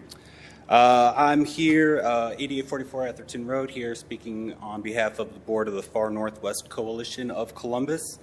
We had a chance to review the proposed map and code, and held some discussions with our residents about the perceived impact these reforms will have on our neighborhoods in the far northwest. Happy to share some of the key outcomes that we provided in public comments, reiterate some of those, and echo some of the comments that we heard here today from other speakers. First and most importantly for us, rezoning initiatives should not mitigate the role that our area commissions and local advisory boards have in reviewing and approving development in our neighborhoods. We have a close connection to our streets and blocks, and we know best, and we appreciate at least the opportunity to provide that information to council and the board and commissions, excuse me. Carrying on, commercial and high-density growth should occur in areas currently approved there rather than rezoning when possible. Also important, infrastructure improvements in the far northwest, especially our aging roads, railway crossings, and utilities are in need of improvement, before any further growth or development in our area takes place. And again, parks and green space are far lacking in the far northwest, and new public facilities would be, appreciated or required for future development plans. In addition to these comments, our board members and residents had a few concerns that the zoning reforms will allow mixed-use developments that are not cohesive with our existing neighborhoods and properties, and that would then serve to isolate those new residents rather than welcome them into their with their new neighbors. It will exacerbate traffic congestion and danger and inconvenience to our residents, especially along the highly trafficked and problematic routes as Sawmill Road and West Dublin Granville Road. We all know how backed up those can already get before all these new developments. Again, these improvements should happen before any new development. And also that these reforms will neglect to provide the sufficient affordable housing as long as it remains sufficiently not profitable for developers. And again, the concern that these initiatives will bypass the legitimate resident concerns that are currently successfully resolved through zoning variance requests through our area commissions and local boards. We have, of course, plenty of other questions about what Phase 2 and Phase 3 will look like, especially in our neighborhood. There are questions about how it will impact our win-win agreements and enrollment agreements with Dublin City Schools, Worthington City Schools, other area schools. And I'll just use the last few seconds to, again, thank you all for the opportunity to repeat and share some of these concerns and questions, and then thank all the city staff for all the great work getting here tonight. Thank you. Thank you, Mr. Newman. And I appreciate the public engagement will not stop here as we move into further phases, so thank you. We are going to be moving into the legislation here in a moment, but I wanted to pause and see if any council members had comments that they would like to share before we move into calling for votes. Councilmember Diakar?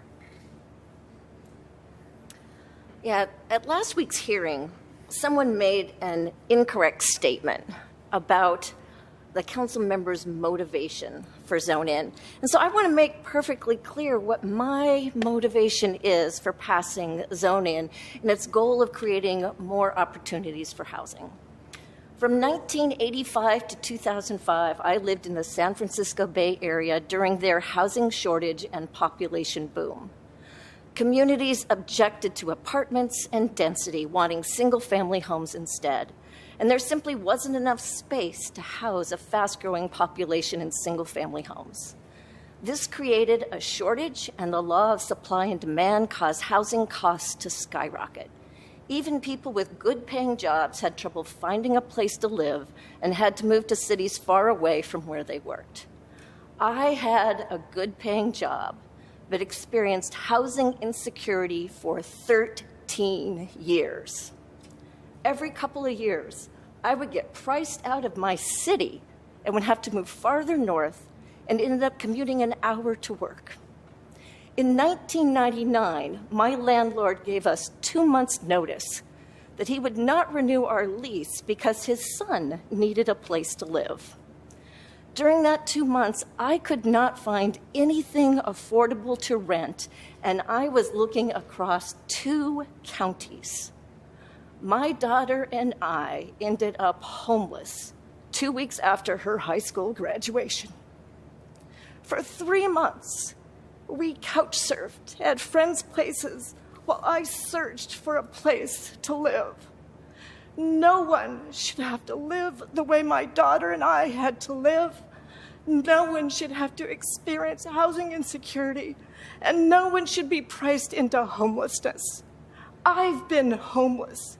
That's my motivation for supporting Zone-In. Thank you.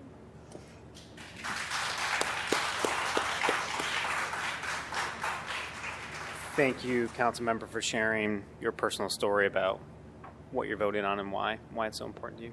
Thank you. Any other? Councilmember Faber. Thank you, President Pro Tem Dorrance.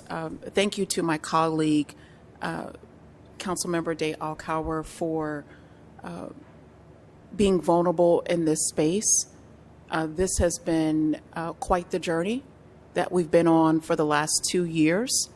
And I think we all could share a very personal and intimate story that brings us to the point that we're at right now, and knowing that time is of the essence for this body to move forward with this historical piece of legislation that is before us tonight. But before I go there, I just want to extend my appreciation to Mayor Ginther, to Council President Harden, to Council President Pro Tem Dorrance for your incredible leadership and your hard work over the last 2 years on this historic zoning reform.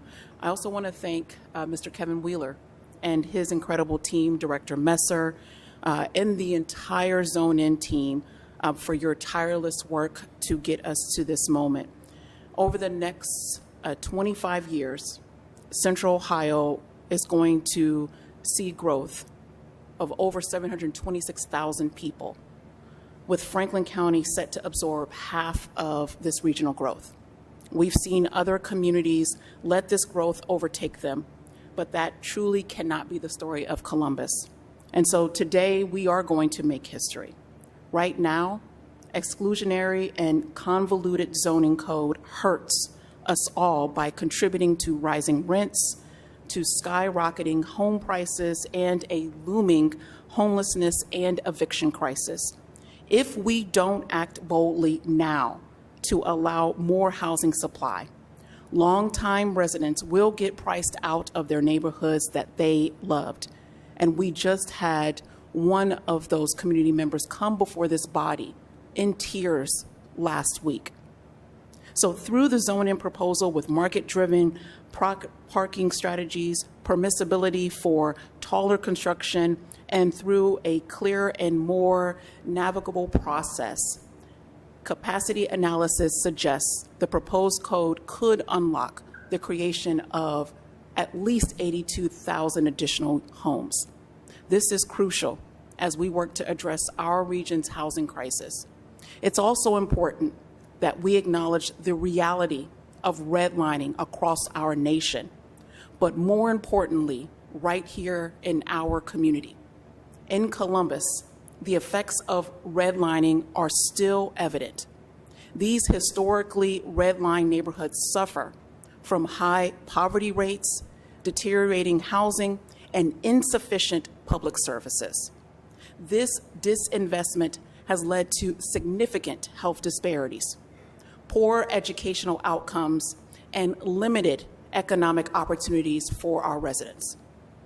This zoning change was intentional in righting some of our community's past wrongs. So this impact of the proposed zoning reform will produce seismic change impacting future generations. And as a community, we truly are at an inflection point, and I ask this a lot. Do we accept the status quo, or do we build a more inclusionary and progressive community? I firmly believe that we must do the latter, and that is why I will be supporting the proposed zoning reforms. Thank you, President Pro Tem, for your leadership. Thank you, Councilmember. Councilmember Brosa de Padilla. Thank you, President Pro Tem Dorns. I also want to echo my thanks to all of the folks who made this possible, for making this process intentional, for allowing for us to be able to review this process, because it is so monumental to the future of Columbus. I think also I want to thank my colleagues for speaking so eloquently. The Women's Caucus is representing well today. And mostly I want to thank our residents, because I think one thing that we show time and time again in the city of Columbus is the love that people have for this city. Whether you moved here 6 months ago, or you lived here for a lifetime, or your family has been here for generations, people love the city, they love their community, and they love their neighborhoods. Last week, I had the opportunity to be together for a week with both Republican and Democratic leaders from across the state. And whether you were from a municipality of 1,000 people to big cities that had millions of people, everybody is grappling with housing and affordability at all levels for all of their people. This is not a unique Columbus problem. This is an American problem. We're seeing this in cities and states across the country. What makes Columbus unique is how we are dealing with it. We're the healthiest city in the state. We are the only city that is growing in the state. And so that means that requires us to make bold moves and to meet the promise of prosperity that we have for all of our residents. And we can only be prosperous if everyone is prosperous in every part of the city. It isn't dependent on one group of people, one neighborhood. It is dependent on all of us, and ensuring that all of us have that road to prosperity. And that means that we need to relieve pressure from our housing system. That means that we need to invest in a transportation system that suits all of our people, because people will continue to come. And we need to make this a city that suits the people who have been here for generations and the people who choose to call this place home. As a 48-year-old Columbus resident, who did a little stint here and there, I live in my neighborhood that was filled with homeowners, home renters, and apartments. Actually, my block was abutted by apartments, and we all lived together. And it was a community where people were different incomes, whether you lived in Berwick or Bexley, or whether you lived in Eastmore or Mayfair, but we all lived together as one community. And I think that sometimes in this conversation, we have lost sight of that, and we have lost sight of who our neighbors are and of how we can be a welcoming community for all. And we heard that from our area commissioners. We heard it about the injustices of redlining and how do we right the injustices of the past to set forth a future that is quite truly for all of us. And it is that reason and the motivation that I think about my nieces and nephews, I think about my children, I think about your children, and I think about the future of the city that we all love, that I will be a yes vote this evening. Thank you, Councilmember Weich. Thank you, President Pro Tem. First, I just want to echo my colleagues' thanks to the administration as well as council staff who have gotten us here to this point. This is a big deal. This is a historic change, a change that hasn't happened in over 70 years. So it's a pivotal moment that we should reflect on about the changes we are making in our city. I also want to thank the residents that took the time to attend the hearings, gallery nights, submitted feedback, and helped shape this historic change. Whether you are for or against zone-in initiative, your voice matters. And so, as mentioned, this is not the end. I want you all to know we've heard your concerns around environmental stewardship and sustainability. We heard the community's desire for us to implement green building standards and preserve green space. We also heard you say the community wants and should be a part of that conversation. And that is why you don't see those amendments in these changes in the zoning proposal. We want your feedback. We want you to work with us on addressing these issues going forward. But we're not going to drag our feet. My staff has already begun working with Chair Dorns' team in the administration on green building standards and other sustainability policies based on the feedback received through public comment period. Each change will have a standalone ordinance that will receive hearings to garner public input on specific changes that we need going forward. As stated, your voice matters, and we want you a part of this conversation going forward. Please continue to stay engaged on this issue. Whether you got what you wanted out of this or did not, we need your voice to continue to shape and direct this city for the future. So thank you. Thank you, Councilmember. Any other Councilmember? Councilmember Remy? Thank you so much, Chair. Just want to thank the administration, the mayor, President Pro Tem Dorans, Council President Hardin, Director Stevens, Messer, Kevin Wheeler, and all the staff that made this possible. This has been well over a year's worth of engagement of the community. One of the most robust engagement that I've seen since I've been involved as a community leader, and rightfully so. But thank you to the community. As Council Member White just said, it's important that you gave your voice and made sure that you were heard as we shape this. This, as a realtor, we know, and being in that industry, we know the dramatic financial effect of underbuilding for decades. We've seen it with exorbitant housing prices. We've seen it with skyrocketing rents. And we know that as the people are coming, no matter what. And if we don't do something, this stratospheric rise that we've seen recently will only go faster and further. So there are so many beneficial reasons why this is important, I think about public safety, for instance, because the efficiencies and the ability to keep a community safe with density is so much greater than houses that are sprawling throughout their community. The environmental impact that this has, the sustainability goals that we're trying to achieve in this community are going to be helped even further when we provide denser communities. The transportation goals that we have, people talk about light rail and all that sort of thing. Well, we haven't had density, and that has been one of the critical things that has been missing in this community. And so when we talk about Link Us and certainly what the future holds for bus rapid transit, this is so critical to that.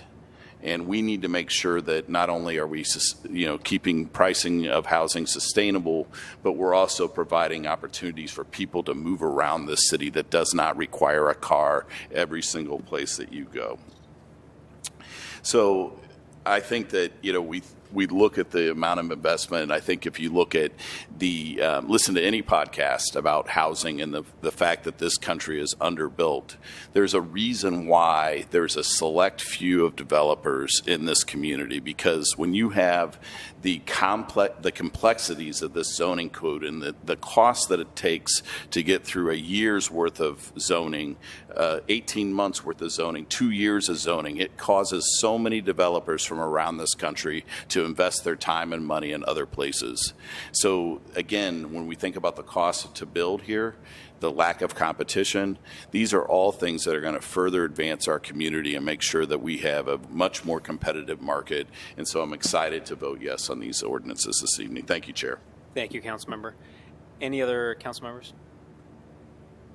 Well, before I get into a long list of thank yous, again, there's a reason why we're here tonight, and that's because the elected leadership of the city understands the importance of this. So again, I want to thank my colleagues individually for being here tonight to take this vote.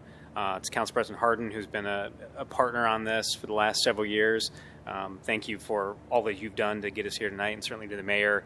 It takes both branches of government certainly to get here. And many of the folks here tonight see us sitting up on stage, but I'm about to call out a bunch of folks who have been integral to this process for getting us to the point where we have the opportunity to take this vote tonight. So I want to thank a number of people, some of which you've heard from this evening, some of which you may have talked to at a gallery night, some of which that may have answered your very technical questions via email, and somewhere in between. So again, I want to thank Kevin Wheeler and Director Messer and Stevens for their work. Hannah Reed, Tony Celebrezzi, Alex Sauersmith, James Lewis, Phil Bennick, Festus Mainly Spain, Cameron Keir, Stanley Gates, John Oswalt, John Tanous, Jose Rodriguez, Nia Hairston, Brad Bader, Christopher Lohr, Shannon Pine, Mark Dravillis, Christine Palmer, Laura Baker Morrish, Josh Monroe, Justin Goodwin, Jennifer Fenning, Aaron Prosser, And so many of our community members that served on the Zoning Advisory Committee appreciate folks giving up their time and their talents for that. Also wanted to thank Lisa Wise and her team, Lisa's here with us tonight, for their external support and helping to deal with many of the technical aspects of writing a code that is more reflective of the 21st century rather than the one we have right now, which is 20th century, maybe given a little bit too much credit. And finally, I want to thank my team here at Council, certainly Kevin McCain and Andy McDonald and Ariel Garrett. We would not be here tonight without them helping to shepherd this through our process. But essentially, as we've heard here tonight, the choice is pretty clear. It's a choice between the status quo of a broken zoning code from over 70 years ago that everyone knows does not work for the 14th largest city in the country, or we can try something new. A zoning code for 12,300 or so parcels, or roughly less than 6% of our city, along our main transit corridors that aims to include people rather than divide us. A new zoning code that prioritizes people over parking. This council talks a lot about the housing crisis, and we've talked a lot about it here tonight. And I truly believe that we mean that. When it comes to our region's lack of housing and the lack of affordable housing, it would be irresponsible for us to kick this can further down the road.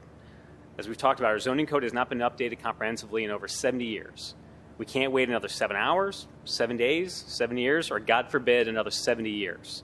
If we believe what we say, we can't afford to wait. I understand there are people in our community that still have concerns about certain elements of Zone In, and that we should further delay this legislation. But I say to that, we cannot let the perfect be the enemy of the good. Or in this case, with the legislation before us, what I think is really, really, really good. No legislation is perfect, but this package is an important step forward to tackling the problems our city faces. And we know that there's more work to do. This process has created a robust discussion on how we as a community need to be proactive dealing with our growth. Issues like historical preservation, sustainability, transportation access, public infrastructure investment, and more are directly linked to our land use policies. While the zoning initiative does not directly address every one of these concerns, I'm hopeful in the coming months, Council and administration work together with our community on charting a path forward to bring proactive policies to address our growth. Our city is growing, and the question is, how are we going to grow? And the zoning package is one incredible piece to that puzzle, but it's not the only one. With all that said, I think it's now time to move beyond the status quo to try something new, focus on making Columbus a better place. And with that, we'll move into the 6 zone-in ordinances, and now we'll call for a vote after each individual ordinance. First, we have Ordinance 2110-2024 to amend Chapter 115 of the Columbus City Codes to allow for an additional numbering system and classifying provisions of the City Code.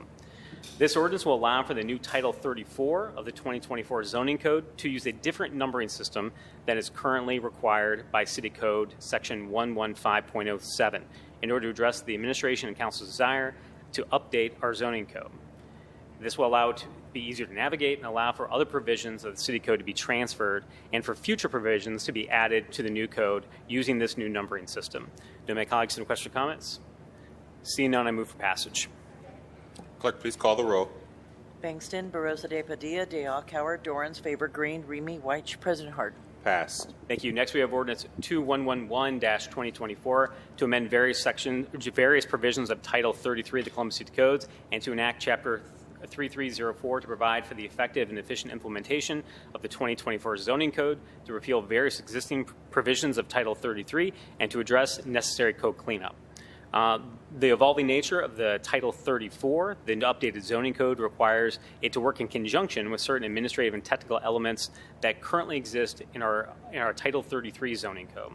This ordinance enacts changes to Title 33 necessary for the effective and efficient implementation of the 2024 zoning code. Do my colleagues have any questions or comments? Seeing none, I move for passage. Clerk, please call the roll. Bangston, Barosa de Padilla, de Alcauer, Dorans, Favor Green, Remy White, President Hart. Passed. Thank you. Next, we have Ordinance 2112-2024 to supplement the Columbus City Codes by the enactment of a new Title 34 entitled 2024 Zoning Code. This ordinance adopts Title 34, the 2024 Zoning Code. The new code includes 6 new pedestrian-oriented mixed-use zoning districts and corresponding allowable uses, objective design standards for new development, and general site development standards. Provisions also include address to pre-existing uses and building and affordable housing height bonuses. The proposed code also removes parking vehicle minimums in conjunction with the parking impact study system to evaluate and mitigate off-site impacts, the subject of a companion ordinance amending Title 43. Companion ordinance that have been submitted to rezone 12,300 plus parcels to the new 2024 zoning code district designations, amend Title I for the use of new numbering and organizational framework, and to enact amendments to Title 33 that support the implementation of the new code. Do my colleagues have any questions or comments? Seeing none, I move for passage. Clerk, please call the roll. Bangston, Barosa de Padilla, de Alcauer, Dorans, Favor Green, Remy White, President Harden. Passed. Thank you. Next, we have Ordinance 2113-2024 to rezone specific properties within certain City of Columbus corridors to one of the following mixed-use districts: UGN1, UGN2, Urban General Districts, UCT Urban Center District, UCR Urban Core District, UCR Urban Core District Subdistrict, CAC Community Activity Center District, and RAC Regional Activity Center District. This ordinance rezones those 12,300 plus parcels into 6 new zoning districts outlining the prior updated code. Upon the effective date of this ordinance, existing base zoning will be replaced by these new districts. Consequently, urban, community, regional overlay designations in place with these parcels being zoned will also be removed. Design revisions provisions will remain in place for rezoned parcels falling under the authority of historic and architectural review commissions established under Title 31. Do my colleagues have any questions or comments?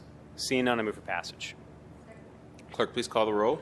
Bangston, Barosa de Padilla, de Alcauer, Dorans, Favor Green, Remy White, President Harden. Passed. Thank you. Next, we have Ordinance 2114-2024 to amend various sections of Title 41, the Building Code, to make minor technical changes necessary for the effective and efficient implementation of the 2024 Zoning Code.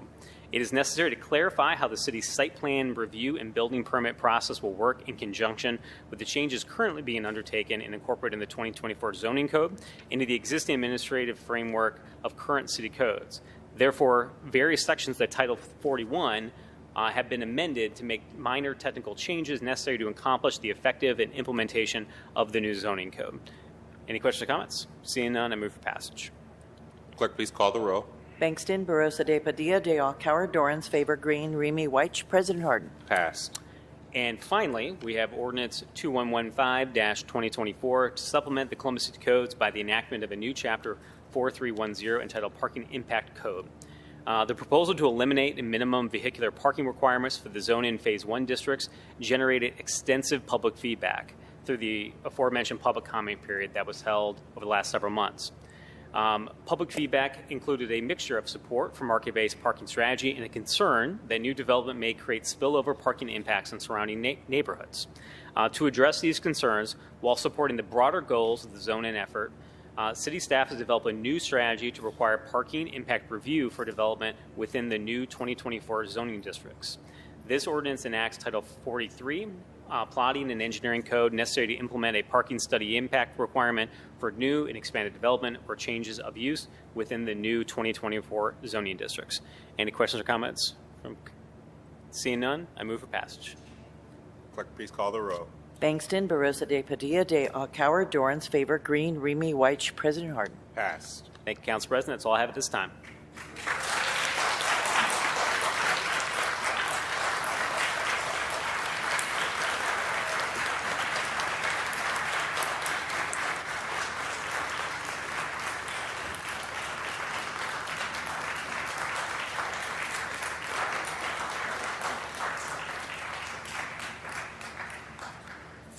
Is there a motion to recess for zoning?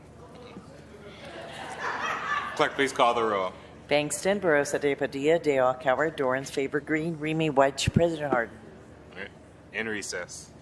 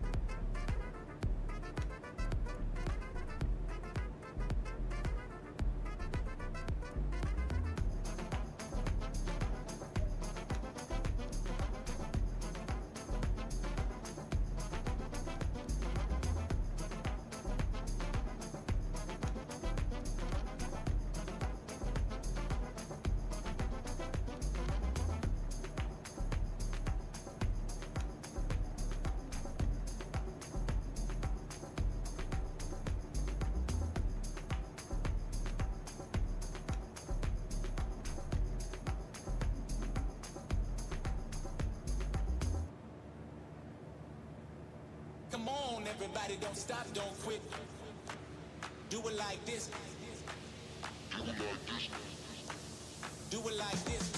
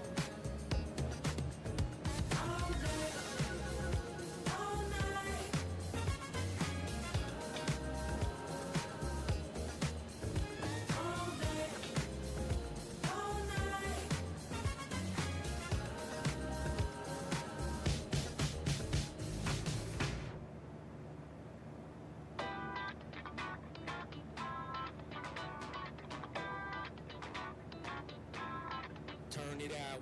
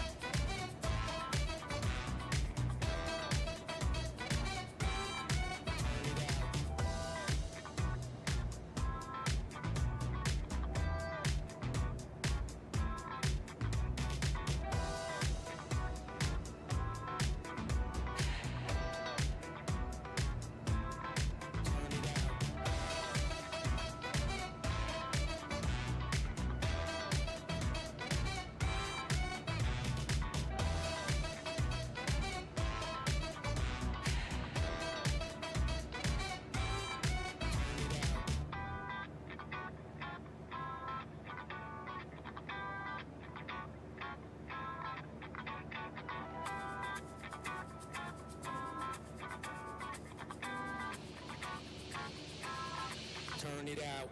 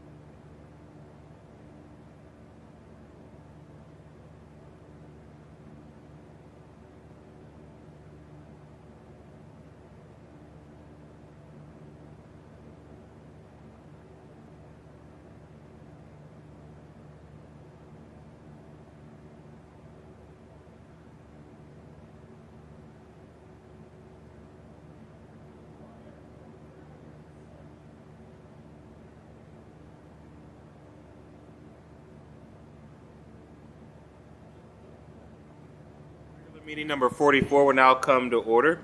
Clerk, please call the roll.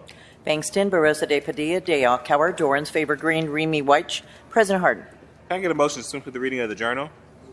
Clerk, please call the roll. Bangston, Barosa de Padilla, de Alcauer, Dorans, Favor Green, Remy White. President Harden. Are there any additions or corrections to the journal? Hearing none, the journal is approved.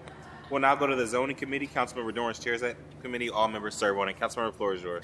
Thank you, Council President. Allow me to briefly explain our current rules pertaining to speaking for council on rezonings and variances.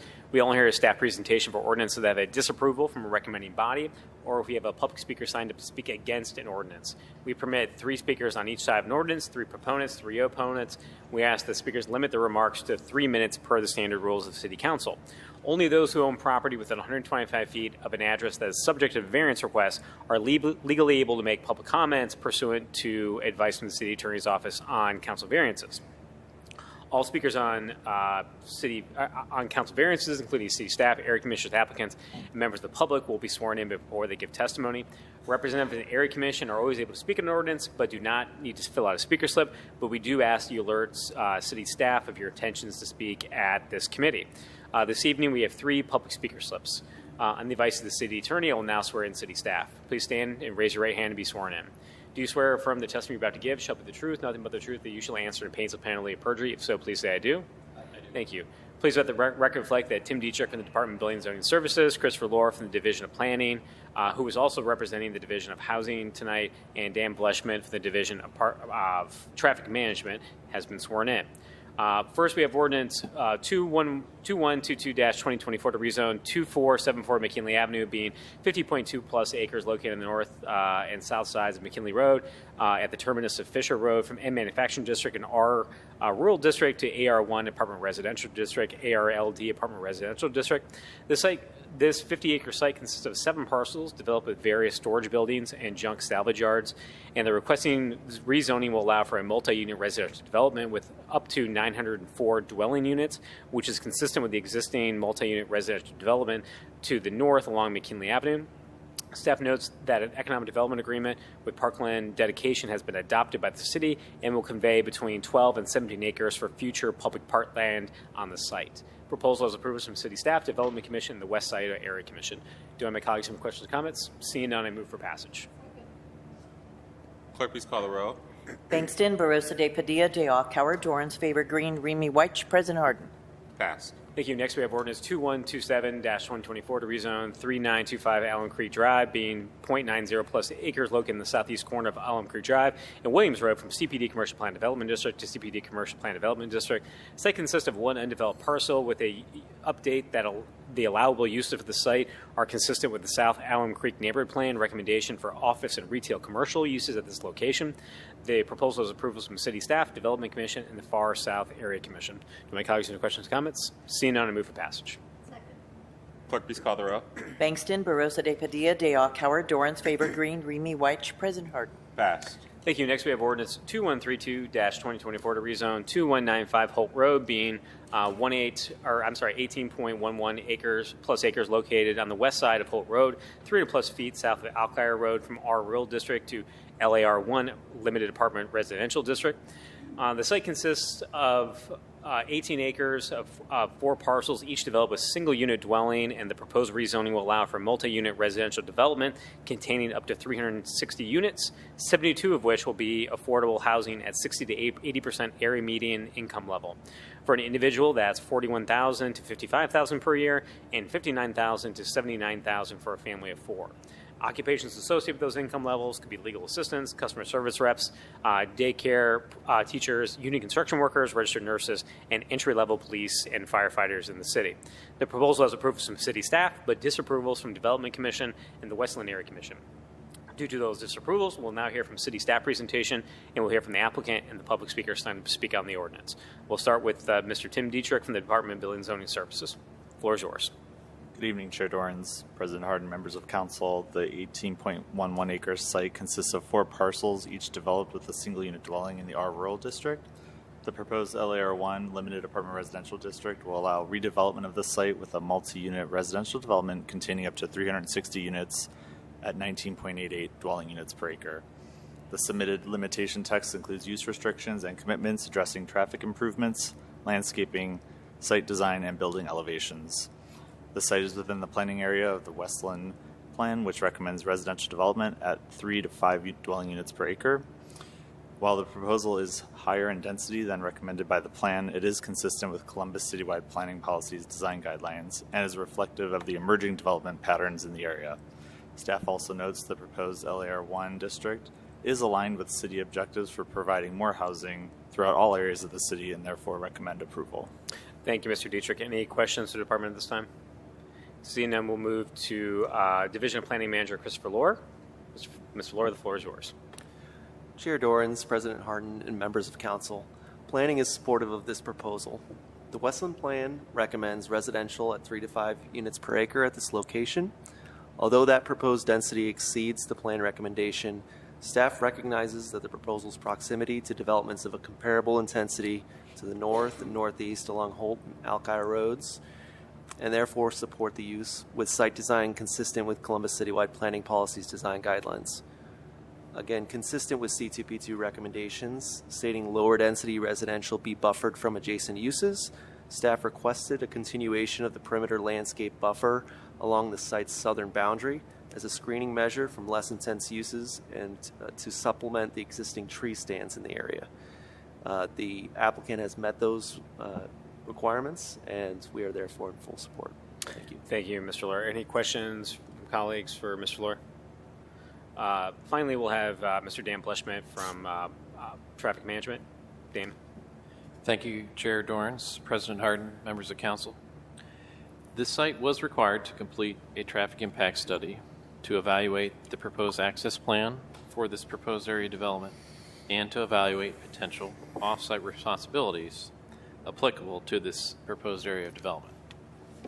Upon review, comment, and approval of this traffic impact study by the Division of Traffic Management, the following improvements and limitations have been established for this proposed area development. In order to mitigate the impacts of the proposed access points on Holt Road, the full access point for this site was required to be moved to the south to be located opposite the intersection of Holt Road and Hidden Street.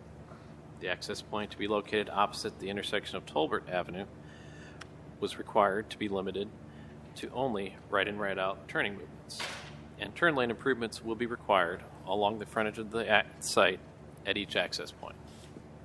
Additionally, the applicant is committed to making appropriate proportional contributions toward future improvements at the intersection of Alkire Road and Holt Road, which are defined in the limitation text. These commitments are consistent with the requirements of the Traffic Standards Code. Thank you, Mr. Bleshmet. Any questions for traffic at this point from council members? Seeing none, I will invite Mr. Jeff Brown, the applicant's representative, to the podium for a presentation. Welcome back to council, sir.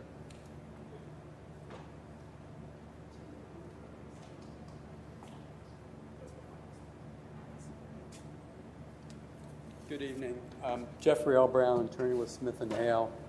Zoning Chair Dorans, President Hardin, members of council.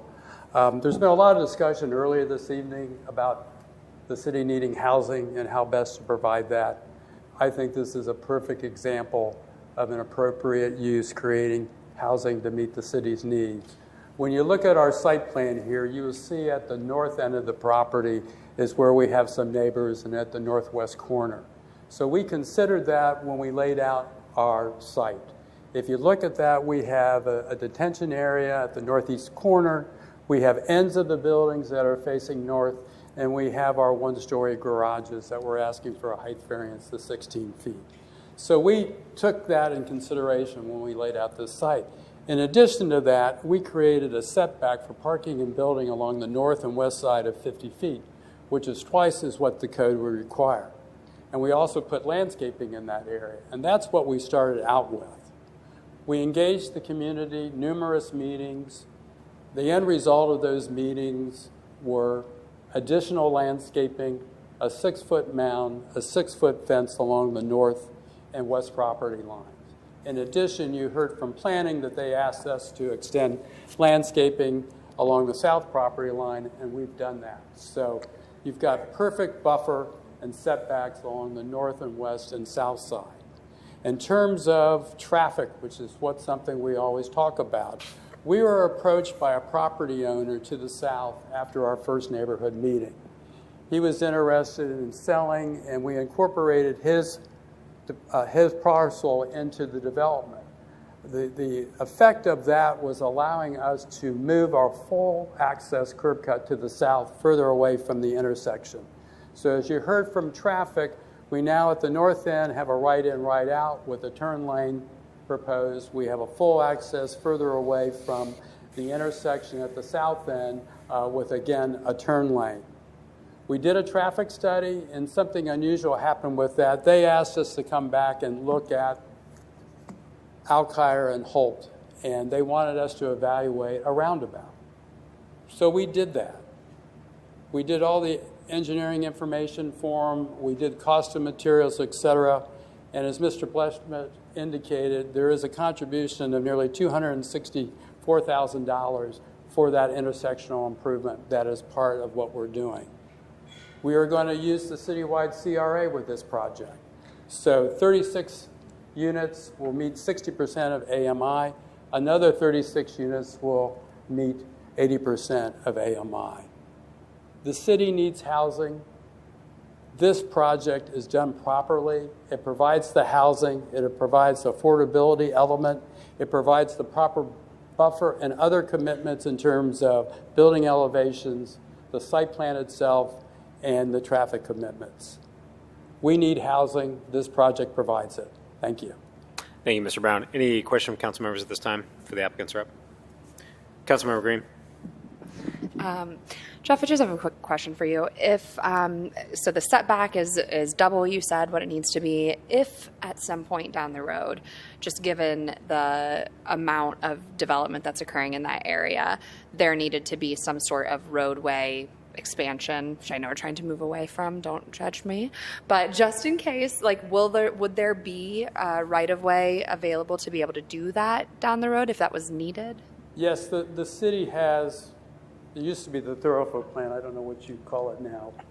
The thoroughfare plan specifies the right-of-way that's required, and as part of the development process, if the city needs additional right-of-way per that plan, we will have to get it in order to get our building permits. Mm-hmm. In addition to that, as you might expect, there are sidewalks with our development, both along Holt Road and internally connecting our inside development with Holt Road. So what you have with this development is everything that the neighbors would want. You have traffic improvements, you have internal pedestrian access, and then you have the connection along Holt Road. Mm-hmm. Okay, that's helpful. Thank you. Thank you, Councilmember Green. Thank you, Jeff. I did want to turn it back over to Administrator Lohr. I know you have got a report from the housing folks at the city, which I think I cut you off before, so I wanted to allow you to get to that before we have public speakers. Thank you again, Chair Dorans, President Hardin, and members of council. I'm here representing now the Department of Development Housing Division in regards to the housing strategy. So the proposed rezoning at 2195 Holt Road in the Westland neighborhood supports the Columbus housing strategy by building new housing in an area of high demand and low inventory. The proposed housing meets 2 out of the 4 pillars of the housing strategy. The first is build. Home prices in this census tract rose 32.8% from 2020 to 2022, and rent rose 7.5% in the same time period. The vacancy rate in 2022 was 0%. In this census tract, only 7 units were built between 2010 and 2022. In that same time, 54,865 units were built in the city of Columbus. This data indicates it is an area in need of additional housing to slow the growth in housing costs and meet the demand without displacing existing residents. The second pillar that it meets is the include pillar within the housing strategy. Ensuring that there are a diverse range of housing types available expands the choices for families in areas close to jobs, amenities, and opportunities. 1/3 of the households in the census tract have children under 18, compared to 1/4 of households in the city of Columbus. It is critical to include new housing to ensure stability for those families. In 2022, 40% of households in the census tract paid more than 30% of their income on their rent and utilities, indicating that there is already a pressure on many families to meet the rising housing costs of the area. This proposed development adds affordability into a community with a median household income of $34,813, which is approximately 50% of AMI. This will mean that there are more opportunities for neighbors to stay in the community as the area continues to see rising housing prices. I can answer any questions. Thank you. Thank you, Mr. Lohr. Any questions from council members? Great. Seeing none, we'll move to our public speakers. First, we have Ms. Laura Adcock. Ms. Adcock, welcome to council.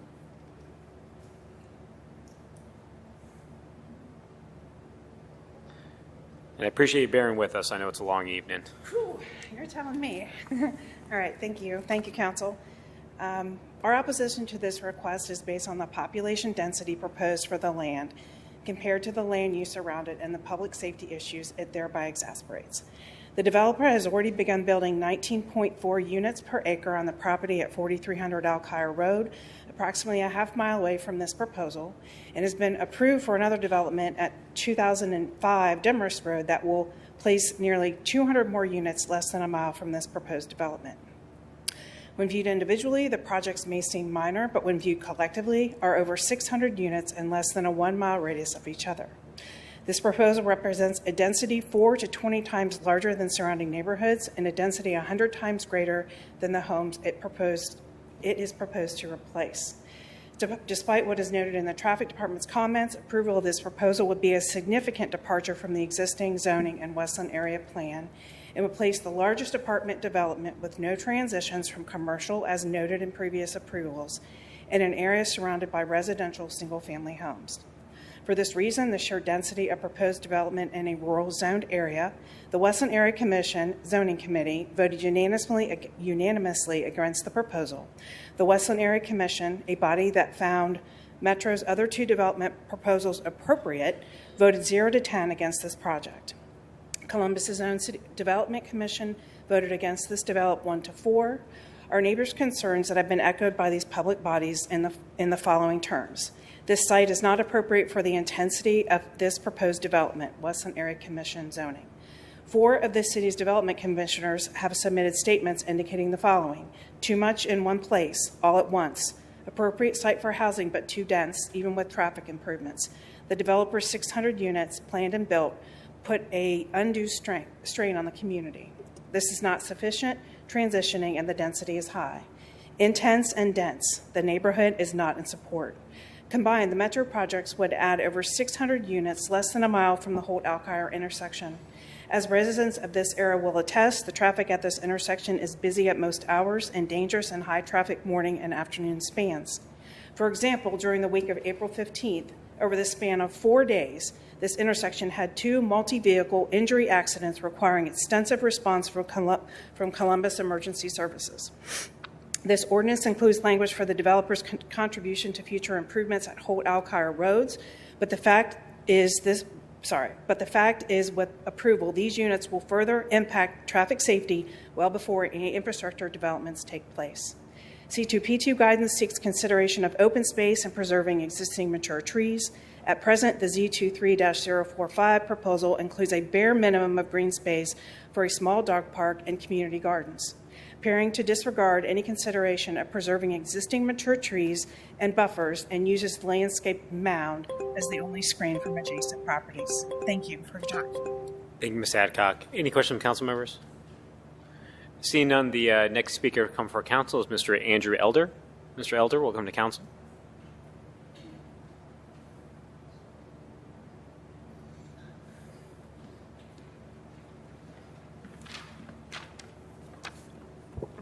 Thank you for the time tonight, Council. Columbus's C2P2 guidance indicates that this development, as proposed, would be a medium-high density development and recommends these types of developments along primary corridors and commercial districts that support a walkable and transit-supportive environment. Presently, Holt Road and Alkire Road are community connectors, 2-lane roads. The developer's proposal includes sidewalks on their property that connect to no existing sidewalks or multi-use trails. Additionally, there is no COTA connectivity to the proposed development, as the nearest COTA stop is a half-hour's walk per Google Maps away from the site identified by the developer. As a result, this development can only rely on vehicle traffic to connect to the nearest supplies, service, and transportation. The city's planning department has indicated this proposal is consistent with C2P2 and has specifically called out a high level of site and architectural design. However, in reviewing the whole body of work within C2P2, this one element appears to be the only way that Z2345 aligns with any C2P2 recommendations. Documents supporting this ordinance indicate that the development is bordered on the north by a packaging facility in the manufacturing district. This ignores several homes that actually border the project to the immediate north, and to be clear, this proposal is immediately surrounded on all sides by single-unit dwellings. It also needs to be noted that the packaging facility was built in place prior to the existence of the Westland Area Plan and is an anomaly in the area. Over the course of 10 months and numerous meetings and hearings, the developer had opportunity to engage neighbors and to build a proposal that could blend better in the area and build neighborhood support for redevelopment. In a June 5th email to City Department on Council administrative staff members, we expressed a desire to have facilitated dialogue with the developer towards a project that might provide some compromise. In almost a full year of opportunities for dialogue, our requests have been ignored, and the only change proposed has been in regards to fencing. Based on these points and the votes of the Westland Area Commission and City Development Commission, we respectfully request that this council vote no on this proposal. Understanding the cooperation and coordination between the Columbus neighborhood groups, zoning commission, and city officials, any vote in the affirmative for this proposal would be disingenuous to the voice of the residents and dismissive of the bodies established by code to facilitate reasonable development. While we can understand the need for housing to address Columbus's expansion, we've not yet seen a need so dire as to replace well-maintained, inhabited single-family homes with such a high-density complex while destroying the existing mature trees, natural buffers, and character of the properties and neighborhood. The proposal for Holt places priority only on population per acre, assuming that increase and excessive density projects alone is the only way forward for this city, while providing no meaningful buffer or transition amongst the single-family residences it would impact. Based on the proposed development location, its proximity to the busy intersection, and the challenges of safely accessing the traffic pattern, we feel that this proposal jeopardizes the safety of our neighbors and the traveling public of Holt and Alkire neighborhoods. Thank you for your time. Thank you, Mr. Elder. Any questions, council members? Councilmember Green? Mr. Elder? Mr. Elder, I'm so sorry. If you wouldn't mind, Councilmember Green has a question for you. So you had mentioned you had expressed a desire to want to work on a compromise plan. Yes, ma'am. What would that have looked like to you? Reduced density. Understanding that To what area, level? it could be redeveloped. And we could do something that's maybe 2 stories, less dense as far as units, more green space, something that actually benefits the residents. There's no park in the area. And yes, you're going to say that there's a park being developed down Alkire Road that I've been told is going to have logs and rocks to play on and access to the bike trail. Mm-hmm. That's not a park. That's maybe a recreational area, more for adults. Mm-hmm. There's no connectivity. The sidewalks that the developer is proposing will span their property. There's no sidewalk to connect to the schools to the south. There's no sidewalk to connect to the businesses and jobs to the north. Any of that could have been reasonable for dialogue, for compromise. And we were told that it was not economically feasible for the developer to consider something less dense than 360 units on this property. Okay. Thank you. I appreciate the question. And I'll stick around. I don't want to Any other questions of council members? assume that you don't have more. Yep. Thank you, Mr. Elder. Appreciate being here. The last speaker to come for council on this ordinance is Mr. James Mickelson. Mr. Mickelson, welcome to council.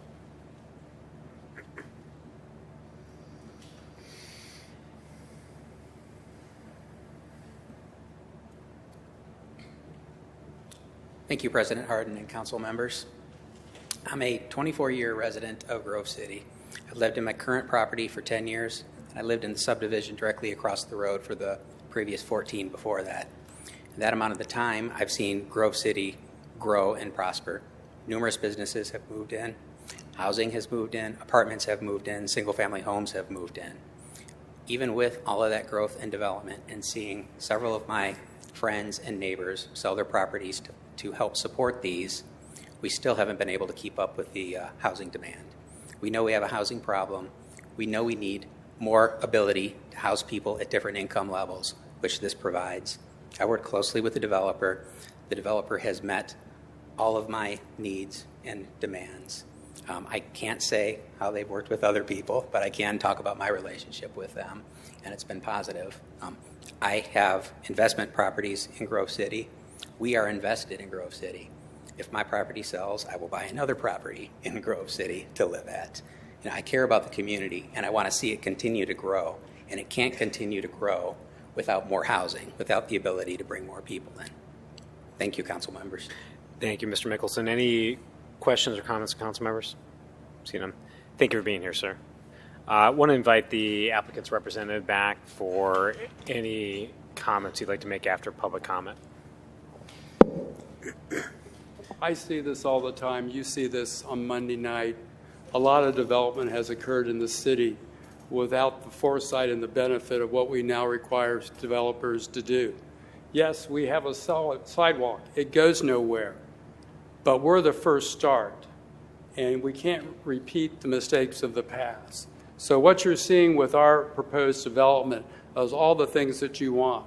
Connectivity in terms of our internal people to be able to move through sidewalks within the development. Also to be able to come out to Holt Road. From a traffic standpoint, a lot of development occurred. 3 schools are at the south end. No traffic improvements. I mean, no one would allow that to occur, but that's the current situation. What we're trying to do is improve what's going on out there to handle what we are creating. And the traffic improvements at our front door do that. In addition to that, the city has asked us to look at a regional improvement, which is Alkire and Holt. We did the engineering, we did the study for them, and we're making a large contribution of nearly $264,000 for that improvement. In a perfect world, you would build the roads before you build the houses, but that's not how things work. This development is appropriate. It meets your goals of providing more housing. It meets your elements in terms of the affordable part of that, in terms of meeting the AMI. Mr. Dorrance went through the type of people that could now live out here. All those people that he mentioned would make good neighbors. We had 4 meetings with Westland where the neighbors were involved. That 50-foot buffer, twice what code is. We had a bunch of trees in there. We put more trees in there. We put a 6-foot mound and a 6-foot fence. We even did cross sections so that the neighbors could see what they were looking at. That area is changing. As the neighbors said, there's an industrial building on the north side of Holt. To the west is more ground that's Zone M manufacturing that hasn't been developed yet. And then you've got Bolton Field. Large areas, Zone M manufacturing. So things are going to continue to change. What's important is to make sure that when something changes, it is done properly. Metro Development does things the right way. And we make the commitments that you would expect from a developer who wants to do things the right way. We need housing. This provides housing. I'm happy to answer any other questions. A question from council members. Councilmember White. Yeah, just one point of clarification, and you just mentioned it, but one of our speakers indicated that the buffer zone was just a mound, so no trees.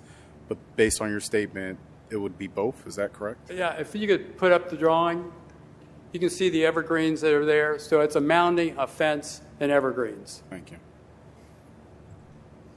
Thank you. Other questions from council members? Seeing none. Thank you. Thank you. Councilman Barossa de Pia. I just also wanted to, Mr. Blushman, you can correct me, but I also just wanted to mention creating sidewalks where there's development. That is a requirement that we have with development, or with any new development. Part of that is a strategy because as a city we are about a little less than 50% sidewalked.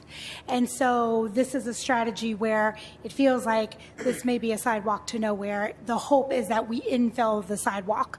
And so this is just one part of a larger strategy for us to continue to build on our infrastructure. And so I just wanted to point that out. And again, Mr. Blushman, you can correct me, but we're ensuring, we get this a lot when folks talk to us about development, but again, with the city the size of Columbus, as we continue to grow, I mean, this is part of our move, correct? Correct. I would say that's we're looking toward either future development projects or future city projects that would further extend those sidewalks and create those connections. I just wanted that as a point of clarification, because I know many times we have residents that will come in and say, why are we building this piece of sidewalk here? Why are we doing this? That's to get us inches closer to ensuring that we have more sidewalks and more infrastructure for pedestrians around the city. So, Thank you, Councilmember. Any other questions or comments from council members? Well, I do want to thank the folks that came down here this evening to testify in this ordinance, and certainly both the Air Commission and Development Commission that reviewed this project. I do think this is one in which largely I think the concerns that sort of revolved around the Development Commission was around the traffic management of this. You know, I'm not a traffic engineer, but based upon what is planned for this specific development, and in addition to the commitment to follow C2P2 with this particular development as well, I think enough boxes have been checked with the city approvals internally. Increased density for areas of the city that have not had it in the past is difficult for folks to conceptualize often what that's going to mean for their immediate neighborhood and certainly the adjacent public infrastructure. I think one of the things that we're trying to do as we move into the future, certainly areas of the city that are growing, is to bring capital improvements to those areas. When you're talking about from a housing standpoint, seeing no new housing construction within this area for nearly a decade and seeing new projects come online is something that we want to see in the city. And trying to find that appropriate density level is tough. It's tough to make a project work both financially, but also one that is also balancing the needs of existing neighbors within that area as well. Certainly reasonable minds can disagree on this, but I think this piece of legislation is ready to move forward. So with that, I would ask the clerk to, I'm sorry, do my colleagues have any questions or comments? Seeing none, I move for passage. Clerk, please call the roll. Bangston, Barosa de Padilla, de Alcauer, Dorans, Favor, Green, Remy White, President Harden. Pass. Thank you. Next, we move into the council variances portion of the agenda. First, we have ordinance 2123-2024 to grant a variance from provisions of section 3333.02 AR 12 ARLD AR1 apartment residential district uses, 3312.09 IL 3312.25 maneuvering, 3312.272 parking setback, 3312.49C required parking, 3333.18 building lines, and 3333.255 perimeter yard of the Columbus City Codes for property located at 2474 McKinley Avenue would allow office uses and reduce development standards for the apartment complex in the AR1 apartment residential and ARLD apartment residential district. The applicant has received a recommendation of staff approval from the Development Commission for concurrent rezoning request we heard earlier. The requested council variance will permit a total of 904 apartment units and 20,000 square feet of office space. Proposal has approval from city staff and the West Side Area Commission. I first move to accept the entire staff report into evidence as an exhibit. Clerk, please call the roll. Bangston, Barosa de Padilla, de Alcauer, Dorans, Favor, Green, Remy White, President Harden. Accept it. Thanks. I next move to adopt the findings of staff as the findings of council. Clerk, please call the roll. Bangston, Barosa de Padilla, de Alcauer, Dorans, Favor, Green, Remy White, President Harden. Adopt it. And finally, move for passage. Clerk, please call the roll. Bangston, Barosa de Padilla, de Alcauer, Dorans, Favor, Green, Remy White, President Harden. Pass. Thank you. Next, we have ordinance 2133-2024 to grant variance provisions of section 333.35G parking garage or private garage of Columbus City Codes for property located at 2195 Holt Road to allow increased garage height for an apartment complex in the LAR1 apartment residential district. The requested variance will allow an increased detached garage height from 15 to 16 feet for the multi-unit apartment complex in Holt Road we just considered a few moments ago. This ordinance comes to us with approval from city staff and the Westland Area Commission. The request is consistent with similar increased garages for apartment complexes developments to allow for a roof pitch that better complements the apartment building design. I first move to accept the entire staff report into evidence as an exhibit. Clerk, please call the roll. Bangston, Barosa de Padilla, de Alcauer, Dorans, Favor, Green, Remy White, President Harden. Accept it. Thank you. Next, move to adopt the findings of staff as the findings of council. Clerk, please call the roll. Bangston, Barosa de Padilla, de Alcauer, Dorans, Favor, Green, Remy White, President Harden. Adopt it. And finally, I move for passage. Clerk, please call the roll. Bangston, Barosa de Padilla, de Alcauer, Dorans, Favor, Green, Remy White, President Harden. Pass. Thank you. Next, we have ordinance 2165-2024 to grant a variance provisions of section 333 2.035 R3 residential district 3321.05 B1 vision clearance 3332.21 building lines 3332.28 side yard or rear yard obstruction and 3332.41 rooftop telecommunications installation in the Columbus City Code for the property located at 476-482 East Weber Road to allow a natural gas regulation station with reduced development standards in the R3 residential district. The site consists of one parcel developed with a single-unit dwelling, a two-unit dwelling, and existing gas regulatory equipment. The requested council variance will allow construction of a new gas regulation station. A council variance is required because the current district does not allow institutional uses. The proposal is approved from city staff and the Clintonville Area Commission. I first move to accept the entire staff report into evidence as an exhibit. Clerk, please call the row. Bangston, Barosa de Padilla, de Coward, Dorrance, Favor Green, Remy White, President Harden. Accept it. Thank you. Next move to adopt the findings of staff is the findings of council. Clerk, please call the row. Bangston, Barosa de Padilla, de Coward, Dorrance, Favor Green, Remy White, President Harden. Adopt it. Finally move for passage. Clerk, please call the row.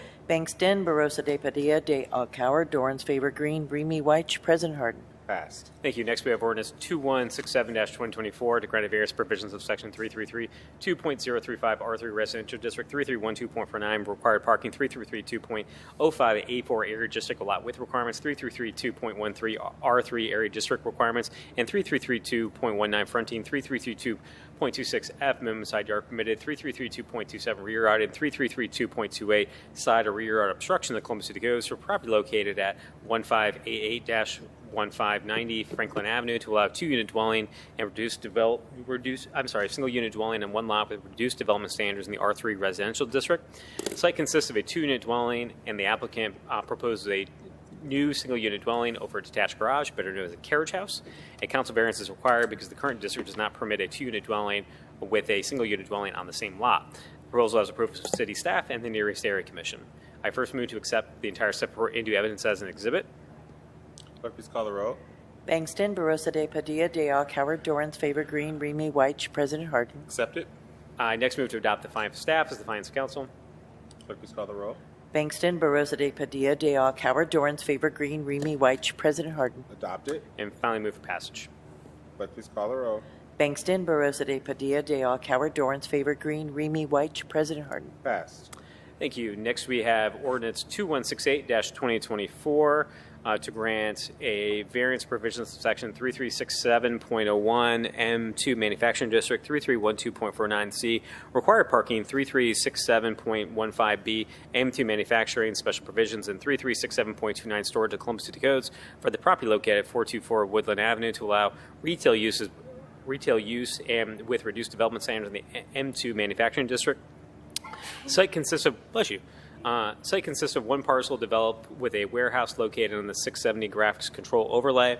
The requested council variance will allow 986 square feet of retail space, which is not allowed in the current zoning district. The proposal also includes 6,200 square feet of indoor fitness space and 6,248 square feet of warehouse space and 800 square feet of office space. Proposal has approval from city staff and the nearest area commission. I first move to accept the entire staff report into evidence as an exhibit. Clerk, please call the row. Bangston, Barosa de Padilla, de Coward, Dorrance, Favor Green, Remy White, President Harden. Accept it. Next, move to adopt the findings of staff, the findings of council. Clerk, please call the row. Bangston, Barosa de Padilla, de Coward, Dorrance, Favor Green, Remy White, President Harden. Adopt it. Thank you, and finally move for passage. Clerk, please call the row. Bangston, Barosa de Padilla, de Coward, Dorrance, Favor Green, Remy White, President Harden. Pass. Thank you. And finally, we have ordinance 2169-2024 to grant a variance provisions of section 3356.03 C4 permitted uses, 3363.41A storage of Columbus City Codes for property located at 5705 Chantery Drive to allow a wholesaling yard waste collection and outdoor storage reduced setbacks in the LC4 limited commercial district. The site consists of one parcel developed with a commercial building, and the requested variance will allow a landscape supply company with retail, wholesale, and yard waste collection uses. Additionally, the site is located within the initial focus of the zoning initiative, and the rezoning rezoning the property to manufacturing district would not be possible. The proposal has approved from city staff and the Far East Area Commission. Do my colleagues have any questions or comments? Seeing none, I move to accept the entire staff report into evidence as an exhibit. Clerk, please call the row. Bangston, Barosa de Padilla, de Coward, Dorans, Favor, Green, Remy White, President Harden. Accept it. Thank you. Next, move to adopt the findings of staff as the findings of council. Clerk, please call the roll. Bangston, Barosa de Padilla, de Coward, Dorans, Favor, Green, Remy White, President Harden. Adopt it. Thank you, and finally move for passage. Clerk, please call the roll. Bangston, Barosa de Padilla, de Coward, Dorans, Favor, Green, Remy White, President Harden. Passed. Thank you, Council President. That's all we have in tonight's Title 33 zoning agenda. Is there a motion to adjourn? Clerk, please call the roll. Bangston, Barosa de Padilla, de Coward, Dorans, Favor, Green, Remy White, President Harden. Meeting is adjourned.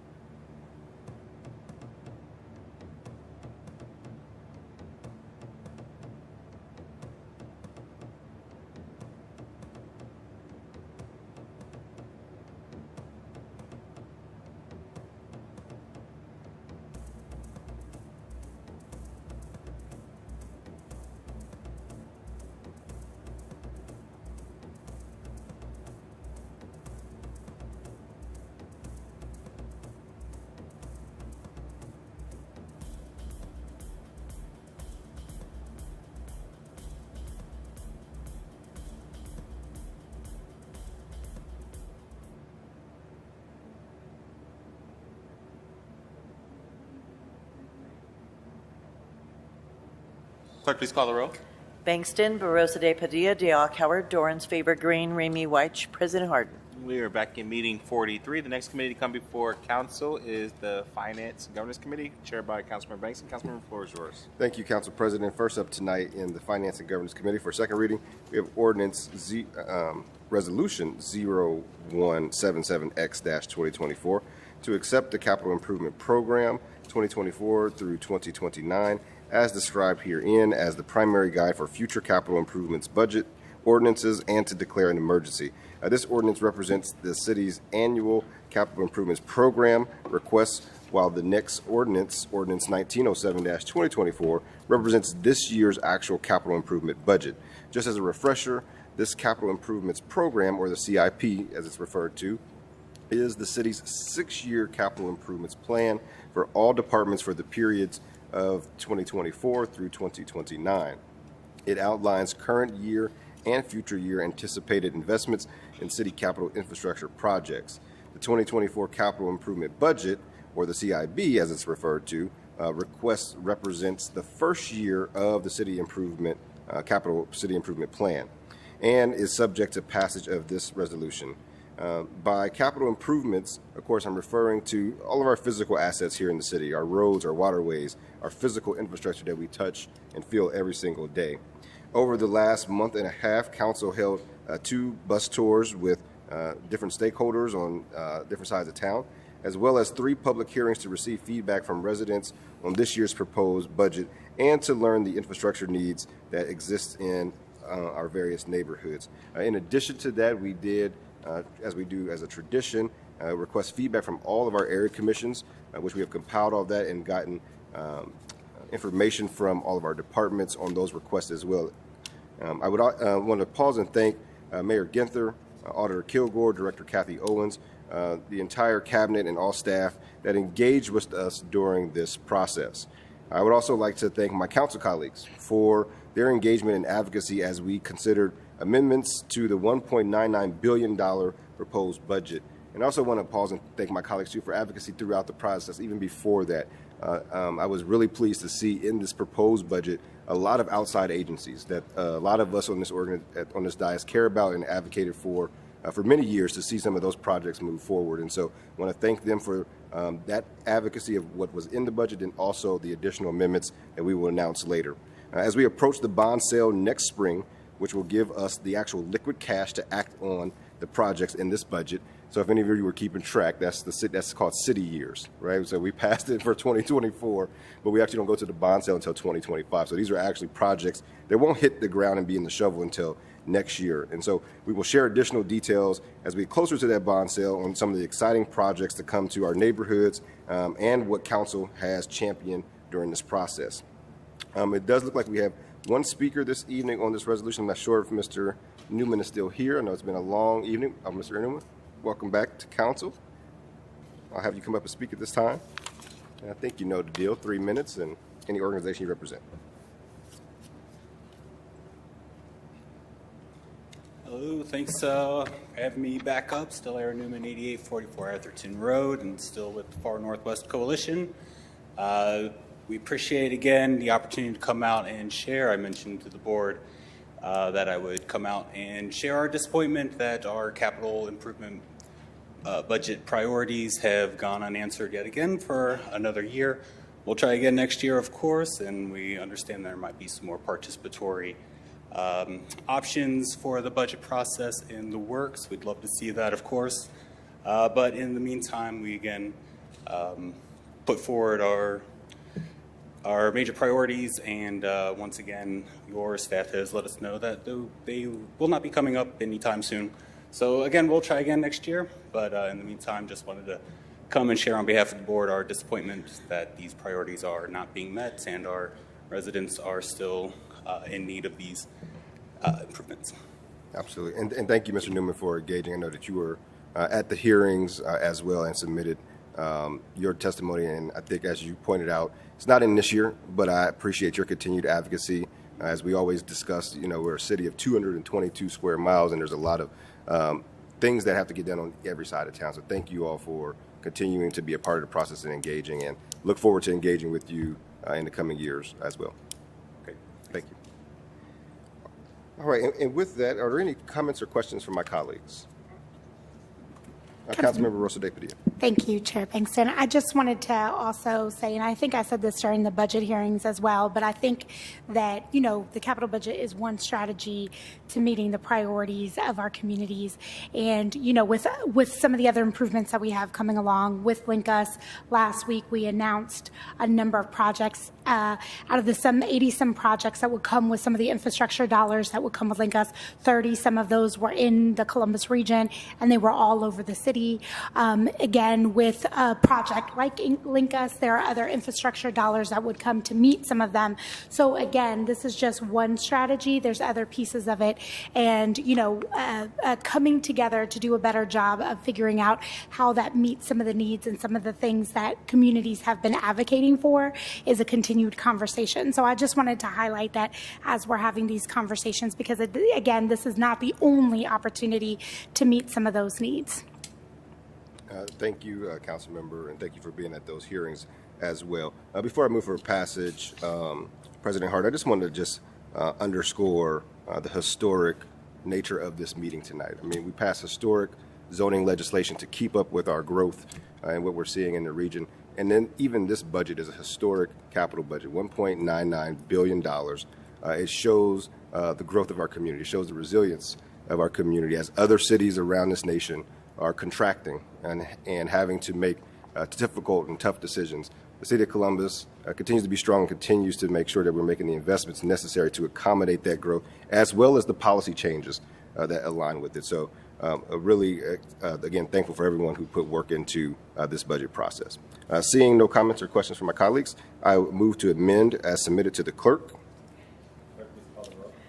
Bankston, Barosa de Padilla, de Coward, Dorans, Faber Green, Remy White, President Harden. And now I move for adoption. Bankston, Barosa de Padilla, de Coward, Dorans, Faber Green, Remy White, President Harden. Adopted. Next, we have ordinance 1907-2024 to adopt a capital improvements budget for the 12 months ending December 31, 2024, or until such a time as a new capital improvement budget is adopted, establishing a project budget for capital improvements requiring legislative authorization in 2024 to repeal ordinance number 1711-2023 as amended and to declare an emergency. As I mentioned earlier, this ordinance represents the actual city's annual capital improvements budget for the 2024 budget year. Any questions or comments from my colleagues? Seeing none, I first move to amend as submitted to the clerk. Clerk, please call the roll. Bankston, Barosa de Padilla, de Coward, Dorans, Faber Green, Remy White, President Harden. Amended. And now I move for passage. Clerk, please call the roll. Bankston, Barosa de Padilla, de Coward, Dorans, Faber Green, Remy White, President Harden. Pass.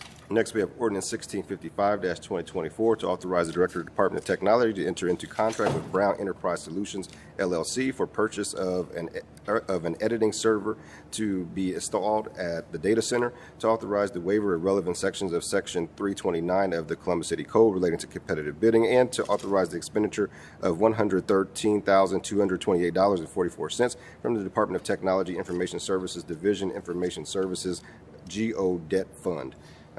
This contract with Brown Enterprise Solutions is for the purchase of a studio network systems server hardware for media services. The Department of Technology's media services amasses thousands of hours of digital media content annually to produce meeting coverage, promos, PSAs, and event documentation. In an attempt to better catalog, search, and retain these assets, Media Services is requesting a dedicated media asset management platform and associated server hardware. The solution, as outlined in this contract, will act as a centralized media repository for all content acquired and managed by Media Services. It will also streamline the current workflow and improve collaboration between other city departments and partners. A bid waiver is needed due to an error in the advertising of RFQ 027519, where bids were received by the Department of Technology instead of the Department of Finance and Management. So it was bid, but the bids came back to the wrong department. Based on the informal solicited bids from our Department of Technology, out of the 3 bids received, Brown Enterprise Solutions, LLC, was recommended as the vendor of choice. Brown Enterprise Solutions is a Black-owned minority business enterprise. Are there any comments or questions from my colleagues? Seeing none, I move for passage. Clerk, please call the row. Bangston, Barosa de Padilla, de Coward, Dorans, favor, green, Remy White, President Harden. Passed. Thank you. Next, we have ordinance 1892-2024 to authorize the Director of Finance and Management to enter into a contract with Bomber Construction Company, Inc. for the construction services task order basis project on behalf of the Office of Construction Management to authorize an expenditure up to $750,000 from the Construction Management Capital Improvement Fund and to authorize an expenditure up to $750,000 from the Safety GO Bonds Fund. This ordinance authorizes a construction task order contract with Bomber Construction to conduct small-scale renovation projects on behalf of the Department of Finance and Management and the Department of Public Safety. This project was competitively bid, and the award vendor is certified as a women business enterprise with the City of Columbus. Are there any questions or comments from my colleagues? Seeing none, I move for passage. Clerk, please call the row. Bangston, Barosa de Padilla, de Coward, Dorans, favor, green, Remy White, President Harden. Passed. Next is ordinance 1984-2024 to authorize the Director of the Department of Finance and Management on behalf of the Office of Construction Management to modify and increase the agreement with Moody Nolan, Inc. for architect of record services for the new municipal court building project and to authorize an expenditure of $3,493,584.59 from the Construction Management Taxable Bond Fund. This ordinance authorizes the modification of an existing design contract with Moody Nolan, Inc. for architectural design services related to the new municipal court building. This modification is necessary to move the design process from conceptual to schematic. So now we will get into how large and all of the details and all of that for the new courthouse. The design process is anticipated to last 18 to 24 months, and Moody Nolan is a MBE certified company. With us today, we have our wonderful judges who are going to be here, our administrative judge, Judge DeVarga, as well as Judge Paley. And I don't know if I'm sitting in her old seat or somebody else's old seat. I don't know. But welcome them both to Chambers, and thank you for all your service at the municipal court level. I want to thank Councilmember Bangston for allowing us to speak on this ordinance, and we have two other ordinances on the agenda that, since it's going to be a long night, we will try to wrap up all three right now and quickly. I want to thank you for this legislation. Moody Nolan has been a great partner with the courthouse and their detailed help in helping this city move forward. The municipal court is it is the largest caseload in the state, and it also is one of the largest providers for help for people in the city of Columbus, which includes mental health services, drug and alcohol services, jobs, housing, and we have outgrown the old courthouse a long time ago. So we appreciate the assistance from the mayor and city council in allowing us to move forward in building a courthouse that will serve the city and its needs. We also would like to thank Councilmember Dorans for his assistance in Ordinance 2047-2024, which is on consent. One of the things that the courthouse has gone out of its way to do is record sealing clinics and assistance in other organizations around the county and the city in order to remove barriers of the citizens of Columbus when it comes to not only records that are sealable and expungible, but also evictions that we can help remove from their records. This allows people to obtain jobs and housing, and we appreciate the assistance from Councilmember Dorans and this council and assisting us in providing those services for the community as much needed, and we thank you a lot. We finally, but certainly not least, would like to thank Councilmember Remy and Director Shack from the Department of Violence Prevention with the mayor, and being interested in helping us move our batters intervention program into the courthouse.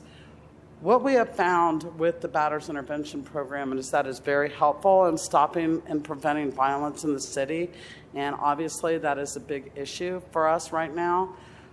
We have found in the past that there are a lot of barriers that are preventing people from completing this program and learning how to deal with relationships and battering. This removes a lot of barriers. It removes the cost, it removes transportation, it removes assessing people in different levels of care so that we can concentrate on the more intensive needs for the higher levels of domestic violence then, and allowing that the lower level first offenders not have to go through such an intensive program that could be barriers to their jobs and their housing. So again, as quickly as I possibly can, thank all members of council and the mayor and the Department of Violence Prevention. We thank you for trusting us with the citizens of Columbus and the safety thereof. Thank you very much. I thought she was going to let me talk, but she covered everything for me. But I just want to say thank you, council. Thank you, President Hardin. Thank you, Director Shack and the mayor's office for all your support with the municipal court. I really invite everyone to come down to the municipal court sometime and see all the great work that we're doing. I'm really proud of it, and I'm really proud of our partnership and the way that the mayor's office and city council and the court have partnered together to do what we can to make the city a better place. So thank you. And thank you both again for your service and all the things that I think are happening at the municipal courthouse. Very innovative things. And, you know, our courthouse shouldn't just be a presence of penalty or correction. It also has to have the presence of restoration and community. And that intersection is where real justice happens. And so thank you again for all of your service. And with that, I will move for passage. Clerk, please call the roll. Bangston, Barosa de Padilla, de Alcowar, Dorrance, Favor Green, Remy White, President Hardin. Passed. Next, we have ordinance 2116-2024 to authorize the Director of the Department of Finance and Management on behalf of the Office of Construction Management to enter into a construction contract with Elford, Inc. for the Fire Station 36 project to authorize transfers and expenditures of $21,822,500 within the Safety General Obligation Bond Fund and the Construction Management Capital Improvements Fund, and to declare an emergency. This ordinance authorizes a construction contract with Elford Construction for the construction of a new Fire Station 36 facility located on the corner of Harlem and Central College Avenues. The lower bidder was deemed non-responsive as the identified subcontractor was not construction pre-qualified at the time of the bid submission. Therefore, the bid is awarded and recommended for Elford Construction. The construction process is anticipated to last approximately 13 months, and there is MBE and WBE participation, as well as a community benefits agreement that will be attached to this construction. Seeing no questions or comments from my colleagues, I move for passage. Clerk, please call the roll. Bangston, Barosa de Padilla, de Alcowar, Dorrance, Favor Green, Remy White, President Hardin. Passed. Next, we have ordinance 2243-2024 to authorize the Director of the Department of Finance and Management to enter into a contract with Triumph Communications for professional services related to early voting, education, information, and associated public service announcements for the 2024 general election, to authorize an appropriation and expenditure within the general fund, to waive the competitive bidding provisions of city code, and to declare an emergency. This ordinance sustains council support of nonpartisan voter education in advance of the upcoming election. A waiver of competitive bidding is requested due to Triumph's deep experience working in this field and previous work with the city on this specific initiative. Seeing no questions or comments from my colleagues, I move for passage. Clerk, please call the roll. Bangston, Barosa de Padilla, de Alcowar, Dorrance, Favor Green, Remy White, President Hardin. Passed. Thank you, Council President. May I go back to page 2 to read ordinances 2171-2024 under Finance and Governance in first read? Please. Thank you. Next, we have ordinance 2171-2024 to authorize the Finance and Management Director to enter into a universal term contract for the option to purchase tire repair products with Taylor Truck Parts Limited, and to authorize the expenditure. As mentioned, pretty self-explanatory, this ordinance is a universal term contract for tire repair products for our city's fleet division. Seeing no questions or comments from my colleagues, I move for passage. Clerk, please call the roll. Bangston, Barosa de Padilla, de Alcowar, Dorrance, Favor Green, Remy White, President Hardin. Passed. Thank you, President Hardin. May I now move to Economic Development and Small Minority Business Committee, please? Sure, please. Thank you. Tonight in the Economic Development and Small Minority Business Committee for second read, we have ordinance 2067-2024 to authorize the transfer of funds within the Development Taxable Bond Fund, to authorize the Director of Department of Development to enter into a grant agreement with Columbus Franklin County Finance Authority to provide funding for urban redevelopment projects, and to authorize the expenditure of $1,200,000 from the Development Taxable Bond Fund. This ordinance provides funding to support our pilot program out of our Department of Development aimed at supporting the completion of small capital projects that have incurred a tremendous amount of additional costs due to unforeseen city requirements and regulations. And I do want to just give a special shout out to our P3 team, Public-Private Partnerships team over in the Department of Development. We do these P3 projects really well, the big ones, but now this is a really innovative pilot that they're looking at of how do we help make sure that mid and small and minority and emerging developers also have the support from this city. As we continue to build out the city, we never want to cut corners on our values, never want to cut corners on what we expect from developers. But when we put that undue burden on developers of all sizes, we have to make sure that we don't leave out equity in that conversation. So this program helps those small to mid-sized developers be able to also do projects in our city and also meet our requirements. Director Stevens, is there anything that you wanted to add to that? I put you on the spot. I think I covered it, but I just wanted to know. Thank you, Chair Bankston. I think you covered that really well, and I'm happy to answer any questions. All right, thank you. Any questions or comments from my colleagues? Seeing none, I move for passage. Clerk, please call the row. Bangston, Barosa de Padilla, de Alcauer, Dorans, Favor Green, Remy White, President Harden. Passed. And now, Council President may go back again to page 2 for Ordinance 2039-2024 in Economic Development. Sure. Thank you. And lastly, we have tonight Ordinance 2039-2024 to authorize the Director of the Department of Development to enter into a grant agreement with the Greater Columbus Chamber of Commerce in an amount up to $25,000 for the 100th Chamber of Commerce Clam Bake and Lobster Fest, to authorize the transfer and expenditure of up to $25,000 from the 2024 General Fund operating budget, and to allow for reimbursement of expenses prior to the creation of the purchase order beginning July 1, 2024, and to authorize the advancement of funds on a predetermined schedule. This ordinance is the city's sponsorship and support of the Chamber of Commerce's annual Clam Bake and Lobster Fest. It is their 100th year anniversary, and they have been great partners to us, advancing a lot of our initiatives around small and minority business, and look forward to celebrating this momentous occasion with them. Any questions or comments from my colleagues? Seeing none, I move for passage. Clerk, please call the row. Bangston, Barosa de Padilla, de Alcauer, Dorans, Favor Green, Remy White, President Harden. Passed. Thank you, Council President. That's all I have in my committee this evening. Thank you, Mr. Chair. Next committee to come before Council is the Public Service and Transportation Committee, chaired by Councilman Barosa de Padilla. Councilman, the floor is yours.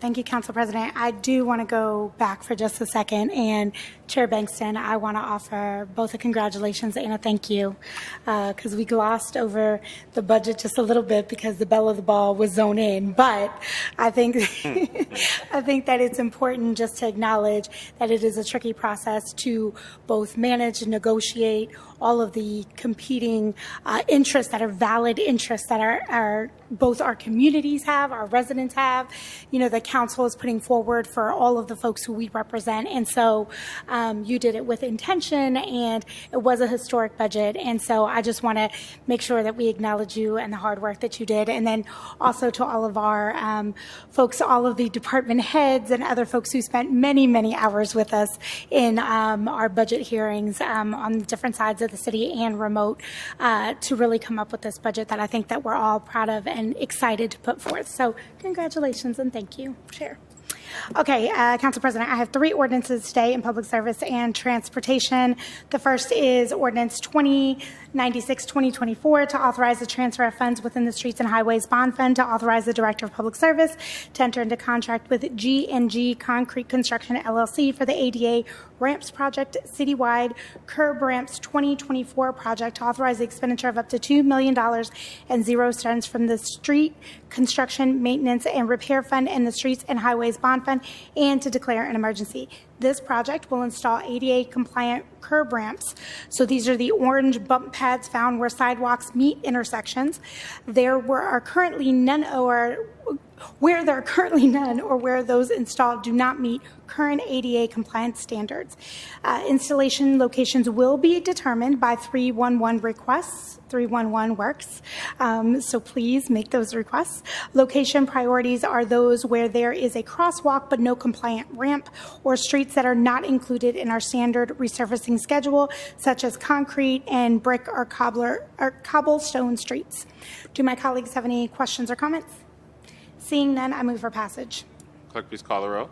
Bangston, Barosa de Padilla, de Alcauer, Dorans, favor green, Remy White, President Harden. Pass. Thank you. Next, we have ordinance 2107-2024 to authorize the transfer of funds within the Streets and Highways Bond Fund, to appropriate funds within the Federal Transportation Grants Fund, to authorize the Director of Public Service to enter into contract with MP Dory Company for the Vision Zero East Broad Demonstration Project, to authorize the expenditure of up to $1,011,412.33 from the Streets and Highways Bond Fund and the Federal Transportation Grants Fund for the project, and to repay any unused grant funds at the end of the grant period, and to declare an emergency. I'm really excited about this project.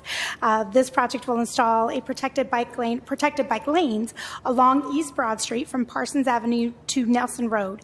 This comes after the successful demonstration day that took place earlier this year, where myself and other cyclists and community advocates were able to ride in a quick build lane and provide feedback to inform the design of the lanes.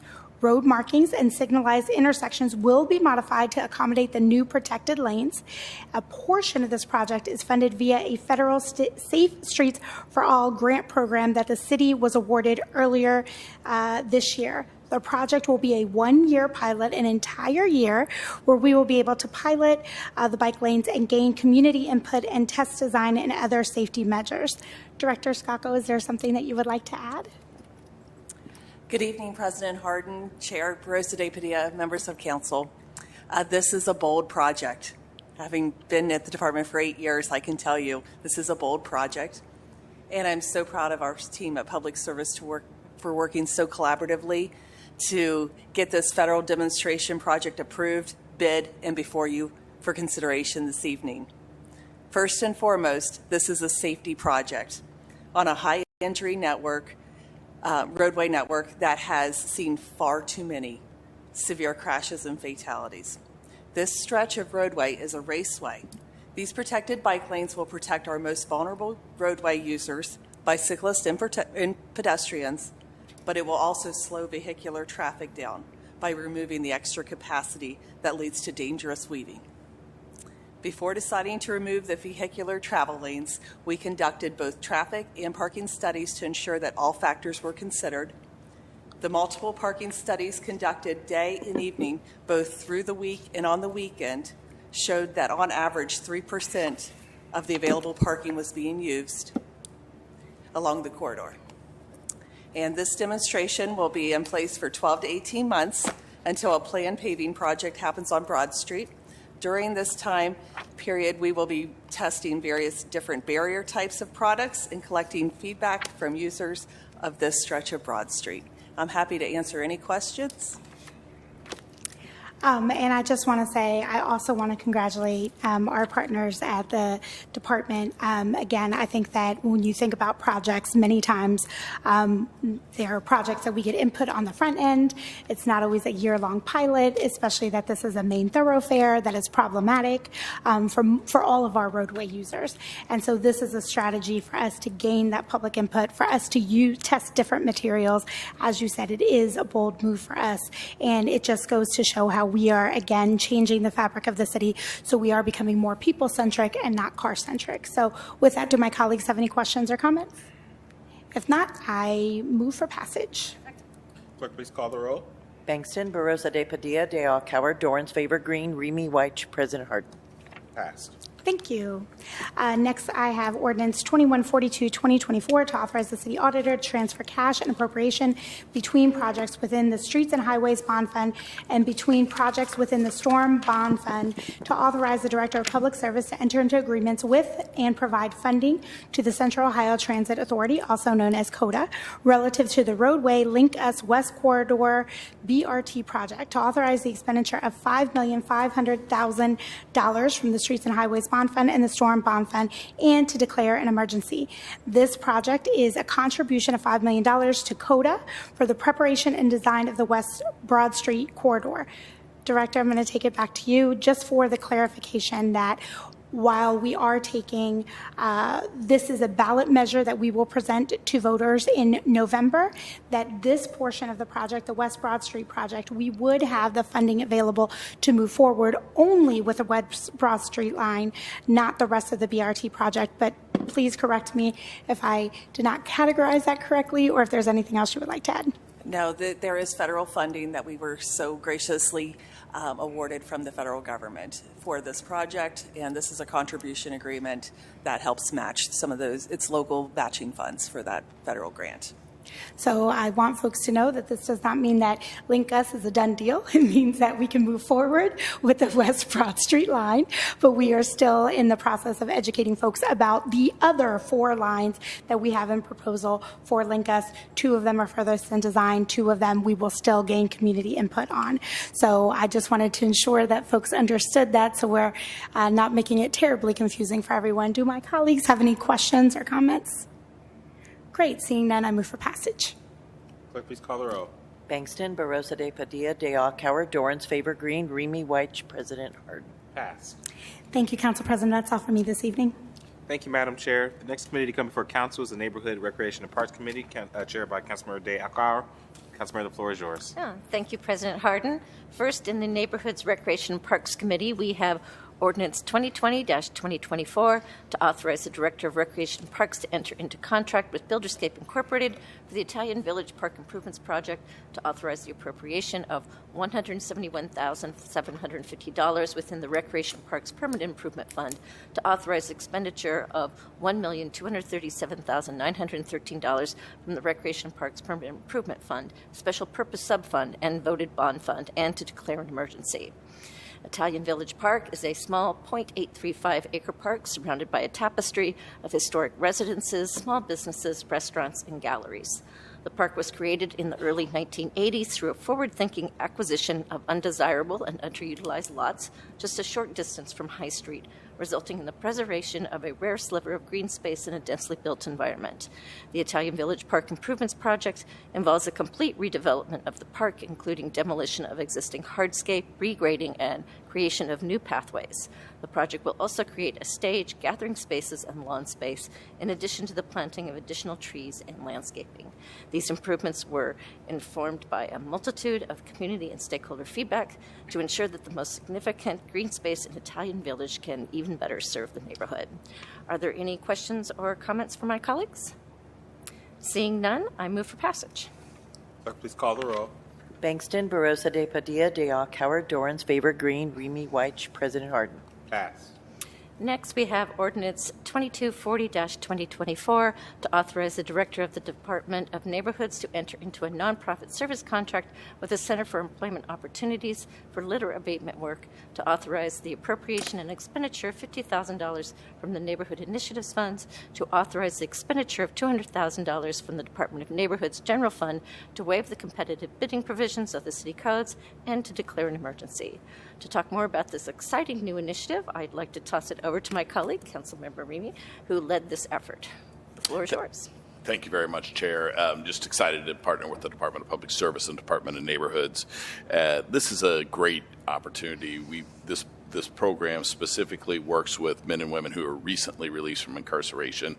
It is an opportunity for us to continue the work that we're doing in our neighborhoods to make sure that our neighborhoods are remaining clean for a cleaner Columbus, and certainly look forward to taking advantage of Cleveland Avenue, for instance. We talked about this for my Public Safety Week coming up in September. They will go along and clear up all along the major thoroughfares. And so as needed throughout the city, they'll be there to lend a helping hand. And so I'm very excited to work with Director Diefendorfer and of course, Kelly Scacco and her team as we work towards cleaner Columbus and keep Columbus beautiful. So thanks very much, Chair. Send it back to you. Thank you, Council Member. It's truly an innovative way to keep both our city clean while helping residents re-enter the workforce. Are there any questions or comments from my colleagues? Seeing none, I move for passage. Clerk, please call the roll. Bangston, Barosa de Padilla, de Coward, Dorans, Favor Green, Remy White, President Harden. Passed. And if we could now go back to page 2 in our agendas, we have 2 ordinances that have had first reading waived earlier this evening. First is Ordinance 2202-2024 to authorize the city clerk to enter into a grant agreement with the Harmony Project in support of the Student Arts, Community Arts Volunteer Program, and Community Course programs, and to authorize an appropriation and expenditure within the Neighborhoods Initiative Subfund. So once again, I'd like to turn the floor over to my colleague who has been a passionate supporter of the Harmony Project. Councilmember? One of my favorite groups out there, their mission is to work with restored citizens, those who are incarcerated, certainly with our youth throughout the community. But the biggest thing about it is it's an opportunity to combine art with community service. On a year-in, year-out basis, they volunteer over 60,000 volunteer hours in the city of Columbus and $1.5 million of in-kind value. So really excited to continue this support and watch them grow as they help our community every single day. Thanks, Chair. Are there any questions or comments from my colleagues? Seeing none, I move for passage. Clerk, please call the roll. Bangston, Barosa de Padilla, de Alcauer, Dorans, Faber, Green, Remy White, President Harden. Passed. And finally, we have Ordinance 2234-2024 to authorize the city clerk to enter into a sponsorship agreement with Seniors Tech Conference in support of their second annual Seniors Tech Conference 2024 and to authorize an appropriation and expenditure within the Neighborhood Initiative Subfund. I now would like to turn the floor over to Councilmember Bangston, who helps secure funding for this newer event in our community. Thank you, Councilmember Dealcar, for shepherding this ordinance. As mentioned, this ordinance is a sponsorship for the second annual Senior Tech Conference. That Senior Tech Conference serves as a platform to connect our city seniors who may have disabilities, need caretakers, or have chronic conditions with peers to share experiences and learn about technology-driven solutions to combat loneliness and isolation. This conference is directly in line with the city's mission to close the digital divide amongst our most vulnerable populations. And so was happy to sponsor this and want to thank the Department of Technology also for helping us out with this sponsorship as well. Thank you, Councilmember. Thank you. Are there any questions or comments from my colleagues? Seeing none, I move for passage. Clerk, please call the roll. Bangston, Barosa de Padilla, de Alcauer, Dorans, Faber, Green, Remy White, President Harden. Passed. Thank you, Council President. That's all I have this evening. Thank you, Madam Chair. The next committee to come before Council is the Workforce, Education, and Labor Committee, chaired by Pres Pro Tem. Pres Pro Tem, the floor is yours. Thank you. Thank you, Council President. In Workforce, Education, and Labor, we have ordinance number 2156-2024 to approve the proposed collective bargaining agreement in its entirety and execute by representatives of the AFSCME Ohio Council 8 Local 1632 dated April 1st, 2024 through March 31, 2027 to provide for wages, hours, and other terms and conditions of employment for members in the bargaining unit and declare an emergency. This ordinance approves the collective bargaining agreement between the City of Columbus and the American Federation of State, County, Municipal Employees, Ohio Council 8, Local 1632, covering the period of April 1st, 2024 through March 31, 2027. Our articles of this agreement and attachments have been provided by representatives of the city and AFSCME Ohio Council Local 8, again, Local 1632. A signed agreement will be on file with our Department of Human Resources. This contract includes a 5% increase across the board in wages each year moving forward for 3 years, as among one of the other updates to the contract. Emergency action is being requested in order to allow for the expedient implementation of the negotiated clauses and because certain provisions of the agreement are effective on a retroactive basis. In other words, those pay increases are retroactive back to April 1st, back when this contract expired. I know we've got a number of folks from our local here with us here tonight at Council, and I know I speak for all the members here to say, one, thank you. Literally, you all keep the city running every single day. And without you all, we would not be able to provide the incredible city services to residents across Columbus. So without you all, we would not be able to do what we do at the City of Columbus. So I want to thank you all for your hard work. Your members work every single day. And this contract, I think, is reflective of how the importance that Council and the administration place upon your hard work. Do my colleagues have any questions or comments? With that, I move for passage. Clerk, please call the roll. Bangston, Barosa de Padilla, de Alcauer, Dorans, Faber, Green, Remy White, President Harden. Pass. Thank you, Council President. That is all I have tonight now. The next committee to come before Council is the Housing, Homelessness, and Building Committee, chaired by Councilmember Faber. Councilmember, the floor is yours. Thank you, Council President Harden. Tonight in Housing, Homelessness, and Building, we have Ordinance 2101-2024 to authorize the Director of the Department of Development to enter into a contract with the Waterworks LLC to provide residential emergency heating, plumbing, and water and sewer services as part of the Division of Housing's Emergency Repair Program, to authorize an expenditure in amount up to $40,000, to authorize expenditures incurred prior to the creation of the purchase order, to waive the competitive bidding provisions of Columbus City Code, and to declare an emergency. Emergency heating, plumbing, and water and sewer repair is part of the Emergency Repair Program operated by the Division of Housing. The program was established to assist low and moderate income homeowners with heating, plumbing, and water, as well as sewer issues that constitute an emergency condition. Emergency repairs under this legislation will address small and large-scale capital improvements, home improvements, that, if not corrected, may require the owner to vacate their home. Most homeowners are at or below 50% of the area median income as defined by HUD, with exceptions allowed up to 80%. Columbus City Council approved Ordinance 0333-2022 on February 28, 2022, authorizing the agreement with the Waterworks LLC in an amount up to $40,000, and 5 modifications were made to the agreement before expiring on December 31st, 2023. Additional work was completed and expenses occurred during the term of the contract, but a modification to add funding to the agreement was not executed before the end of the contract term. A new agreement is required to reimburse the Waterworks LLC for services rendered with a start date as of June 1st, 2023, in an amount up to $40,000. A waiver of competitive bidding is requested as the work has been performed by the Waterworks LLC and incurred expenses require reimbursement. Are there any questions or comments by my colleagues? Seeing none, I'd move for passage. Clerk, please call the roll.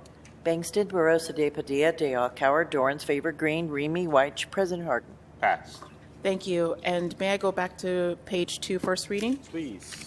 Tonight I have Ordinance 2175-2024 to authorize the Director of the Department of Development to execute any and all necessary agreements and deeds for conveyance of 2 parcels of real property, 787 Bassett Avenue and 791 Bassett Avenue, held in the land bank pursuant to the Land Reutilization Program. Are there any questions or comments by my colleagues? Seeing none, I move for passage. Clerk, please call the roll. Bangston, Barosa de Padilla, de Alcauer, Dorans, Favor Green, Remy White, President Harden. Pass. And finally, Council President, may I go to the Rules and Policy Committee? Sure. I have Ordinance 1956-2024 to amend various sections and enact new sections of Title 41, the Columbus Building Code, to establish termination and abandonment provisions for existing plumbing fixtures or appurtenances and provide definitions of new terms. The Columbus Department of Building and Zoning Services is the agency that is certified by the Ohio Board of Building Standards to enforce all provisions of Chapters 3781 and 3791 of the Ohio Revised Code and the rules of the board. The Ohio Building Code and the Residential Code of Ohio are incorporated into the Columbus Building Code through the City Code Chapter 4103. Following the provisions of Sections 102.2 of the OBC and the RCO, the chief building official of a certified agency may make further and additional regulations not in conflict with Chapters 3781 and 3791 of the Ohio Revised Code, or with the rules of the Board of Building Standards. The current code does not provide safe and sanitary termination or abandonment of existing plumbing fixtures. This proposed code change will establish termination and abandonment provisions while also providing definitions for new terms, including adding the definition of point of service. A public hearing was held before the Skilled Trades Review Board on January 17th, 2024, and the Columbus Building Commission on February 20th, 2024, whereupon the Skilled Trade Review Board and the Building Commission voted to approve the code changes and recommend that it be forwarded to the Columbus City Code for adoption. Director Messer, would you like to add any additional comments at this time? Sure. Thank you, Councilmember Favor, other members of council. So essentially, yeah, you mentioned the definition of point of service, and that's really what this is all about, is the meter provides the point of service, and the building department needs to inspect everything after the meter. And we're just making that clear because there was a loophole where these essentially these plumbing pipes were not being inspected. And so we want to make sure that that's taken care of for safety reasons. Thank you. Are there any questions or comments for Director Messer? from my colleagues? Seeing none, I move for passage. Clerk, please call the roll. Bangston, Barosa de Padilla, de Alcala, Dorans, favor green, Remy White. President Harden. Passed. Thank you. That's all I have in my committees. Thank you, Madam Chair. The next committee to come before Council is the Health and Human Service and Equity Committee, chaired by Councilmember Green. Councilmember, the floor is yours. Thank you, Council President. Tonight in our Health, Human Services, and Equity Committee, we have one ordinance on second reading, and that is Ordinance 2154-2024 to authorize the Board of Health to accept grant funds for the Implementing HIV Prevention and Surveillance for Health Departments to end the HIV epidemic in Ohio grant program following the receipt of an executed agreement to authorize the appropriation of $1 million and any additional funds awarded from the unappropriated balance of the Health Department Grants Fund and to declare an emergency.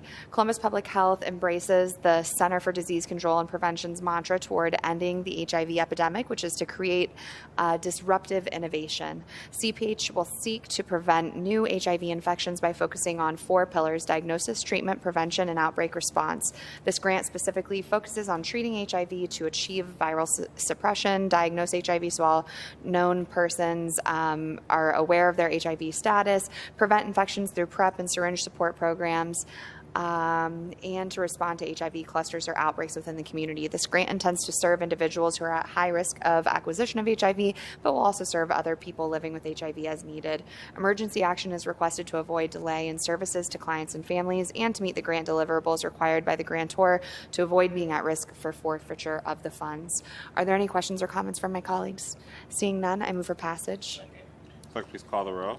Bangston, Barosa de Padilla, de Alcala, Dorans, favor green, Remy White. President Harden. Passed. Wonderful. And then with your permission, Council President and Clerk, if we could go back to page 3 of the agenda to the first reading section of the Health, Human Services, and Equity Committee. Sure.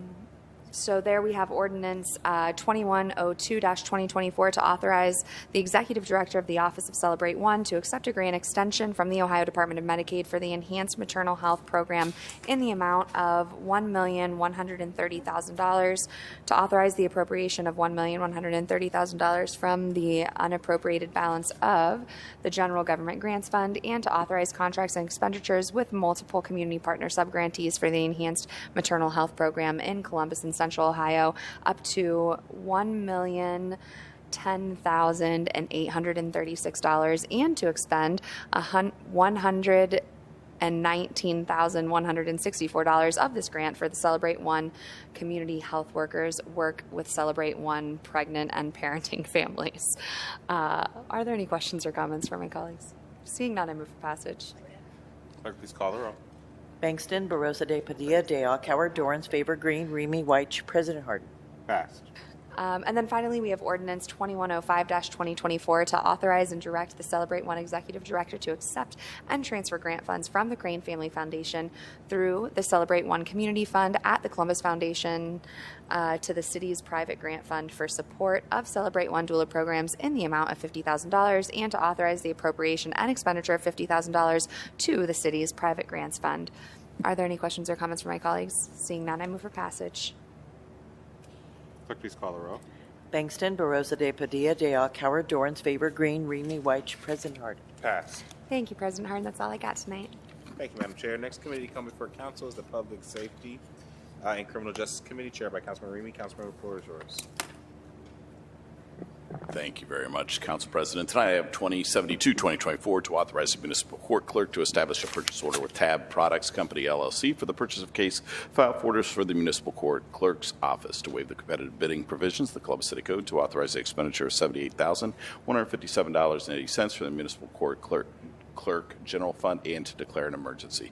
The municipal court clerk utilizes case file folders to store civil, criminal, traffic, expungement, and environmental court documents for the municipal court's clerk's office. In the past years, it was deemed to be in the best interest of the clerk's office to purchase from the previously established State of Ohio state term schedule with Tab Products Company, LLC, that recently expired. Therefore, to continue to have an exact match to the file folder, color coding, and to continue to receive competitive pricing consistent with the state term schedule previously used, this legislation is being submitted in accordance with the City of Columbus bid waiver procurement. Are there any questions or comments from my colleagues? Seeing none, I move for passage. Clerk, please call the roll. Bangston, Barosa de Padilla, de Alcauer, Dorans, favor, green, Remy White, President Harden. Pass. Next, I have ordinance number 2190 to authorize and direct the city attorney to settle the lawsuits known as Gutneck Construction Company versus the City of Columbus, Ohio. Case number 21CV 002381. Gutneck Construction Company versus City of Columbus, Ohio. Case number 21CV 002382. And Mr. Excavator, Inc. versus Gutneck Construction Company et al., case number 21CV 001568, and related case Epic Steel Company versus Gutneck Construction Company et al., case number 20CV 00594, all pending in the Court of Common Pleas of the Franklin County, Ohio, to authorize the transfer and expenditure of the sum of $500,000 and 0 cents in settlement of these lawsuits and to declare an emergency. Can I throw this over to you, Deputy Director Melanie Tobias, just for any further information that you might have on this? Yes, thank you, Councilmember Remy, President Harden, President Pro Tem Doran, and council members. In June and July of 2018, the city entered into contracts with Gutneck Construction Company for construction services involving the city's Far North Police Station project and the Indian Mound Park Recreation Center expansion project. With respect to the Far North Police Station project, there were a series of construction delays related to the suitability of the site as it pertained to soil conditions in the construction area. The city's appointed construction manager, Hill International, at various times ordered the work at the construction site stopped due to these soil conditions, and then at other times requested work to continue at the site despite claims by Gutneck Construction of EPA compliance issues at the site. In early summer of 2019, the city stopped paying invoices submitted by Gutneck Construction due to the numerous delays. With respect to the Indian Mound Park Recreation Center project, as with the Far North Police Station, this construction project experienced significant delays, and these delays were connected in part to deficiencies in the architectural plans prepared by Mull and Weithman architects for the project, as well as IT equipment not being delivered in a timely fashion as required by security requirements of the city. This led to increased costs for the project that were borne out by Gutneck Construction.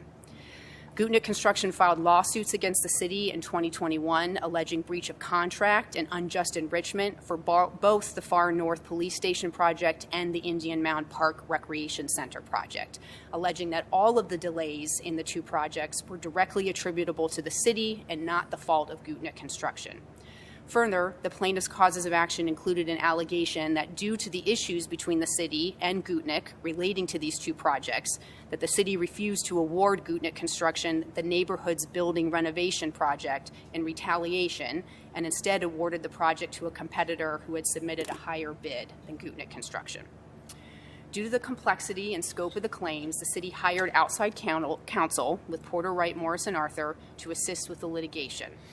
In order to avoid the cost of protracted discovery and expert witness fees, the city organized a global mediation with all parties before any discovery or substantive defense had commenced.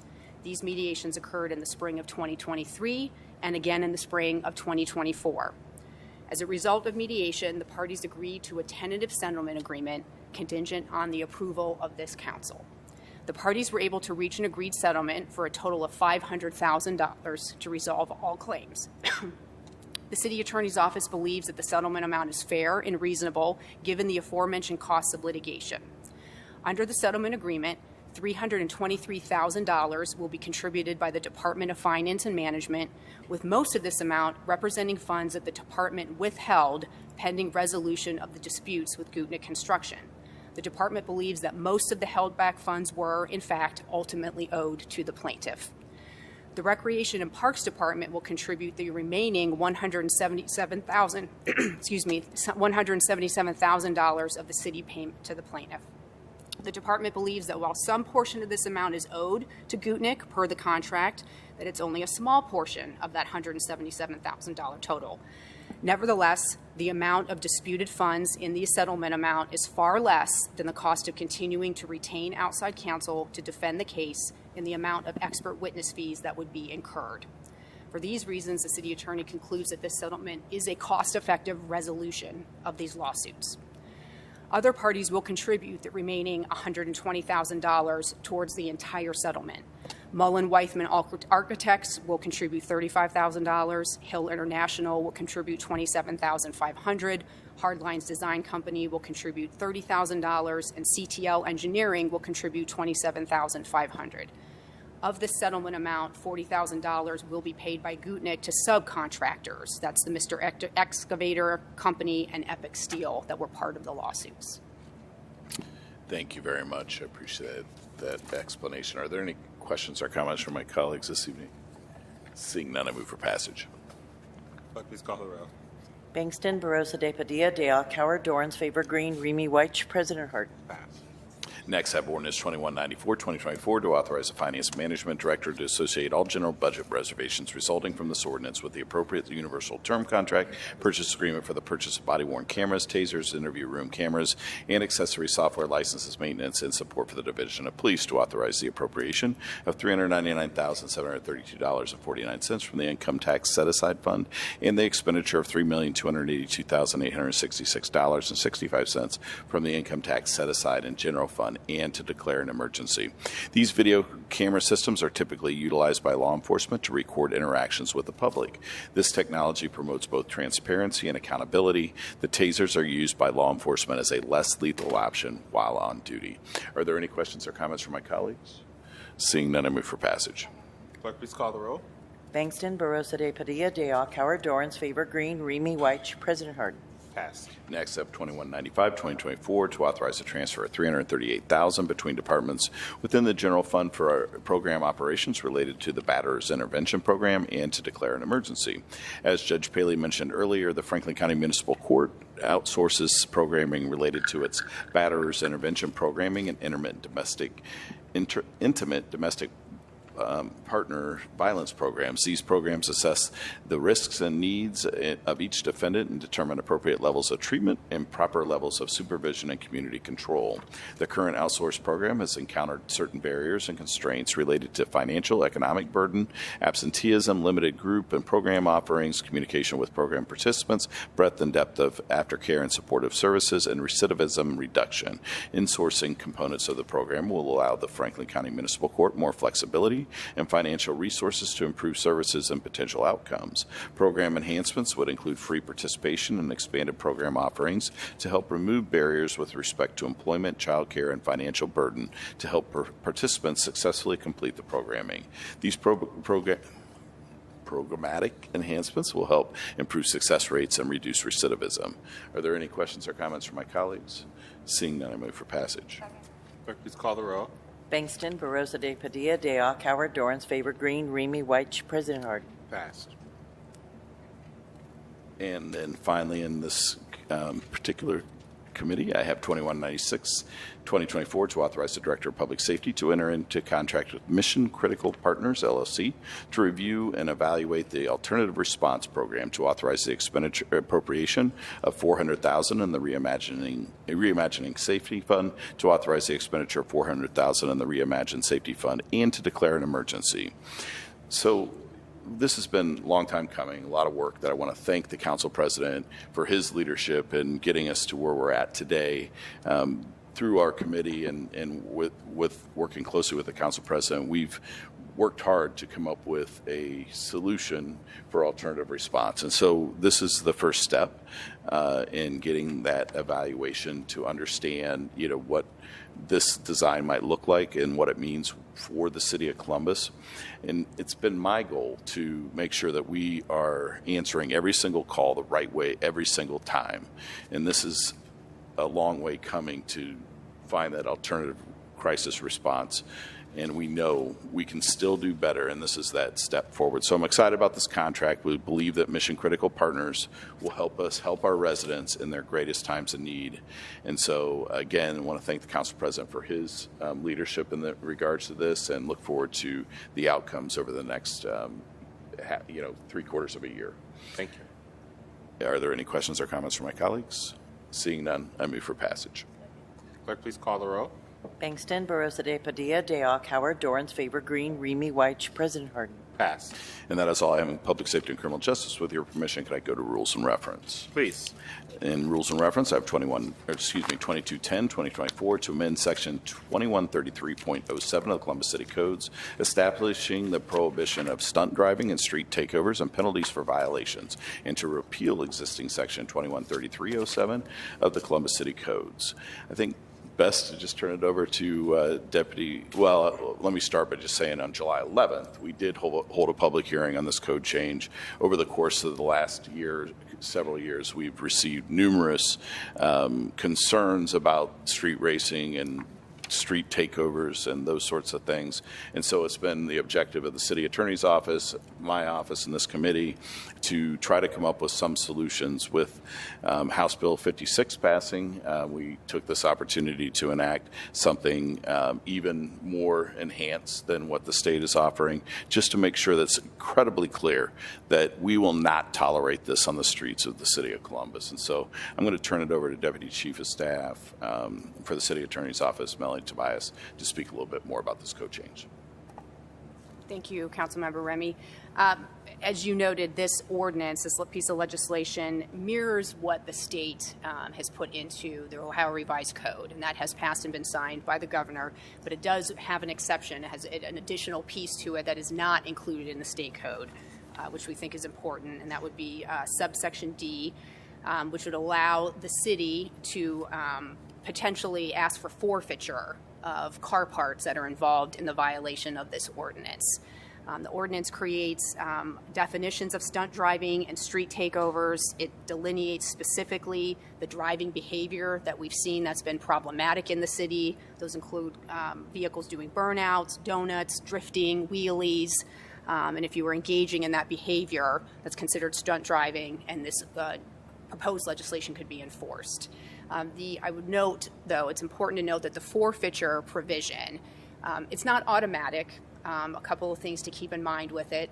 It only applies to parts of a vehicle that have been used directly to commit the offense of doing the donuts or the drifting, the burnouts, the wheelies, and these parts had to have been specifically adapted to the vehicle in order to commit these driving behaviors. So let's say, for instance, I took my car that I drive to work and decided to engage in some of this behavior. The city would not be able to go after my tires or my steering wheel, these components, because there's nothing that's been specifically adapted to my car to engage in this type of behavior. What we've been seeing, and what's important about this forfeiture, is that a lot of these vehicles that are engaged in this behavior have been specifically modified in order to do the types of things that the legislation encompasses. And that's what we're really trying to go after. It's just a showing that there's a showing that the city would have to make in order to ask for the forfeiture. It has to be alleged in the complaint. The court would still have to take everything into consideration in deciding to grant the forfeiture. There's a proportionality analysis that's always going to be engaged in. We're comparing the cost of the parts that are added to the car, what that is compared to the level of the offense. So it isn't automatic, but it is a mechanism that we don't have right now. It's a mechanism built into this proposed legislation that would allow prosecutors and police to ask for this forfeiture as part of enforcing this ordinance.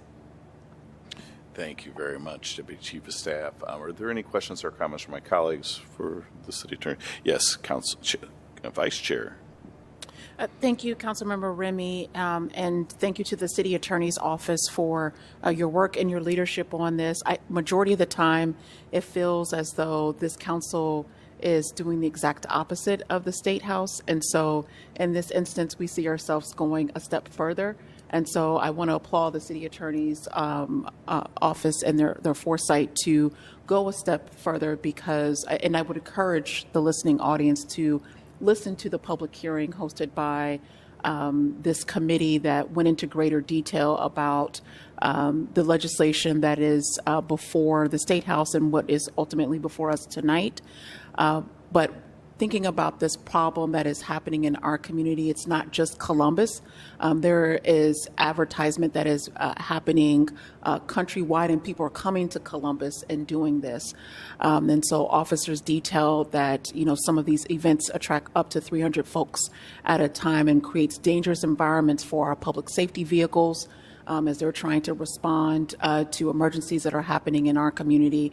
And unfortunately, this council just this year has had far too many advocates, bike and walking advocates, come before us and talk about the dire need to do something about the speeding that's occurring in our communities. And so I'm 100% behind this ordinance, and really interested in how we can continue to support our safety officials as they're working to curb a lot of this reckless driving behavior in our community.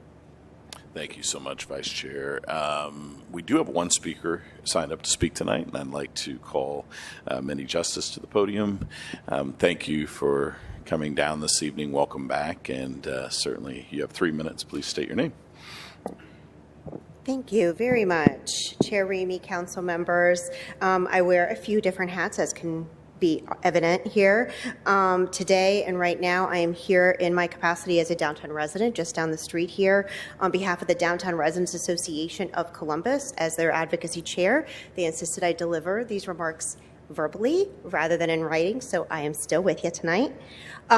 My neighbors talk to me all the time about what they're thinking, especially when it has to do with transportation and incidents, interactions with pedestrians and the like. So there are so many facets to creating a safe transportation system in such a dynamic environment as a downtown neighborhood. So we're really pleased that this is one element of those being addressed. Not too long ago, we set out in the Downtown Strategic Plan, a very bold goal of reaching 40,000 residents. The truth is, if we want more residents actively engaging in residential activity, if we want the downtown experience to be inviting and welcoming, we have to make it so. And even though our urban neighborhood is unique, we do really want the same thing as other neighborhoods, a place where crash-related deaths are as close to zero as possible and serious injuries in our streets just don't happen. The city has taken action to enhance the enforcement of street racing, really focusing on attention on it in recent years. And I want to say out loud that residents took notice. This is the number one thing that they talk to me about, is their approval and appreciation for this. We expect those previous efforts to continue. It's part of the package, and even maybe expand if in moments where it's called for. That said, several residents have brought to my attention that it doesn't feel like post-enforcement there's much consequence. So there's a successful reduction in the short run, but folks feel like they see the same people back in the long run.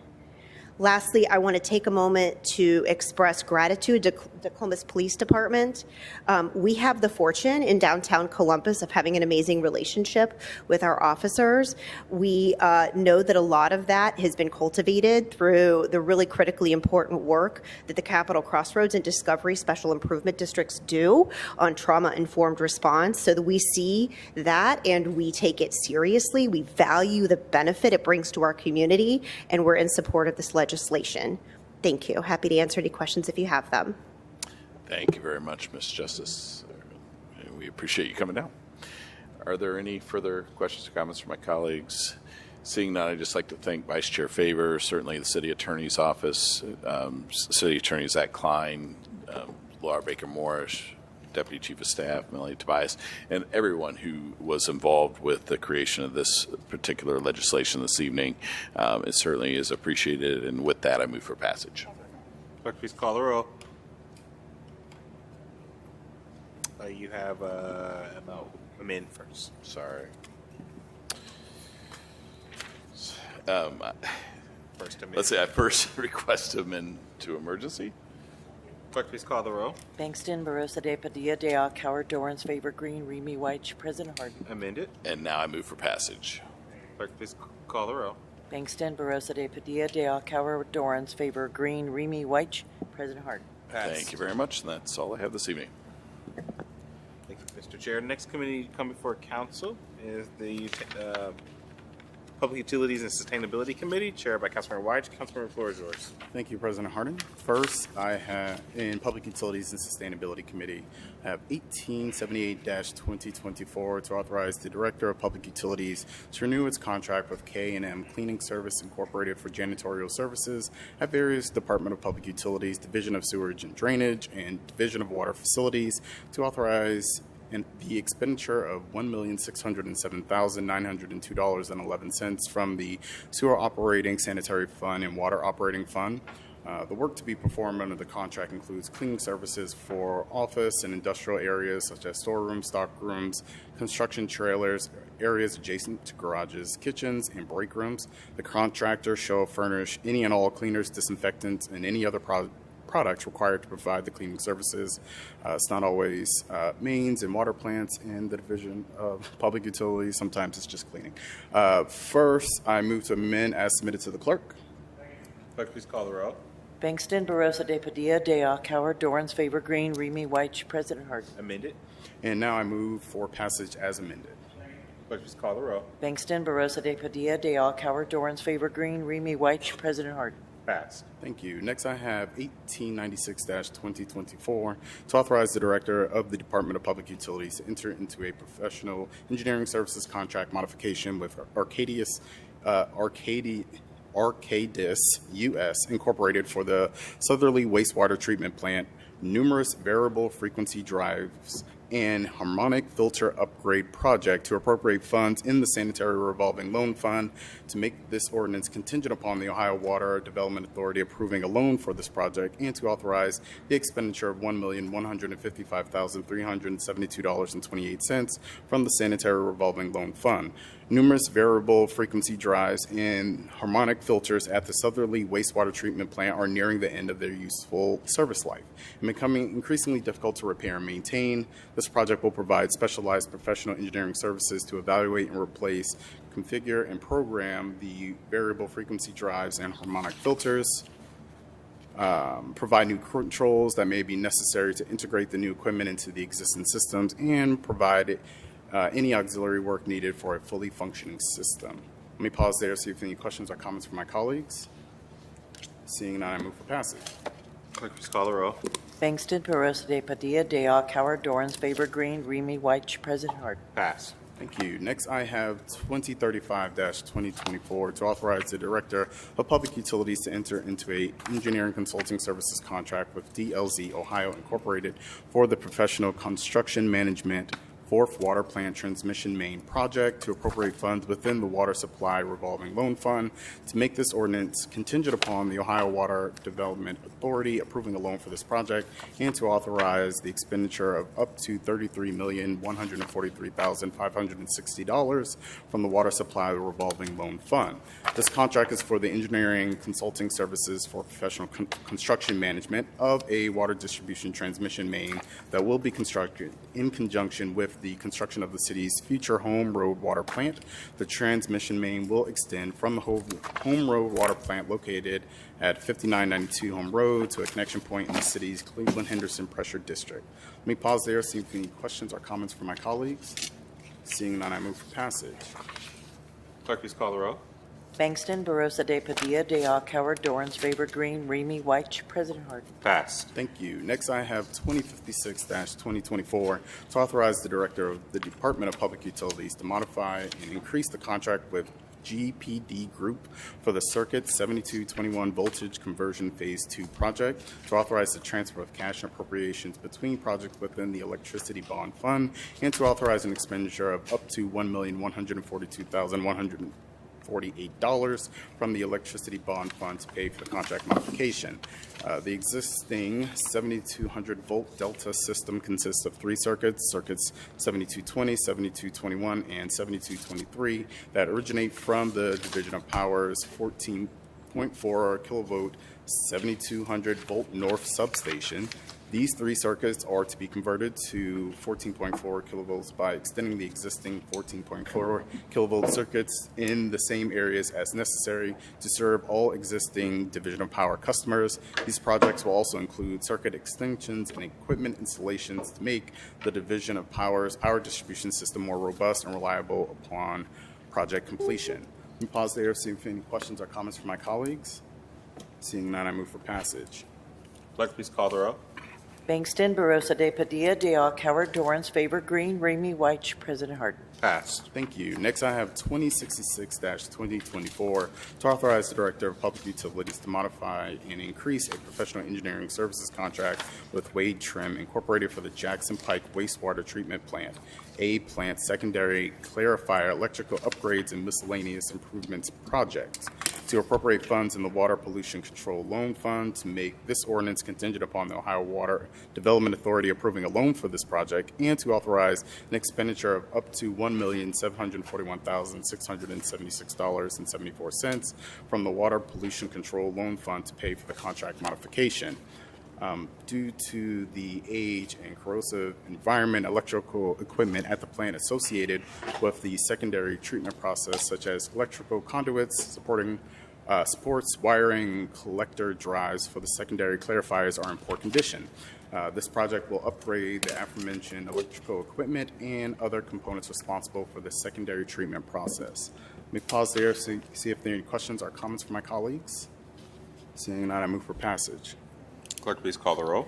Bangston, Barosa de Padilla, de Coward, Dorans, Favor Green, Remy White, President Harden. Passed. Thank you. Next, I have 2173-2024 to authorize the Director of Finance and Management to associate all general budget reservations resulting from this ordinance with the appropriate universal term contract purchase agreements for the purchase of bill presentment services with Level 1 LLC for the Division of Power, the Division of Water, and the Division of Sewerage and Drainage, and to authorize an expenditure of $1,170,000 from the Power Operating Fund, Water Operating Fund, Sewer Operating Fund, and Storm Water Operating Fund, and to declare an emergency.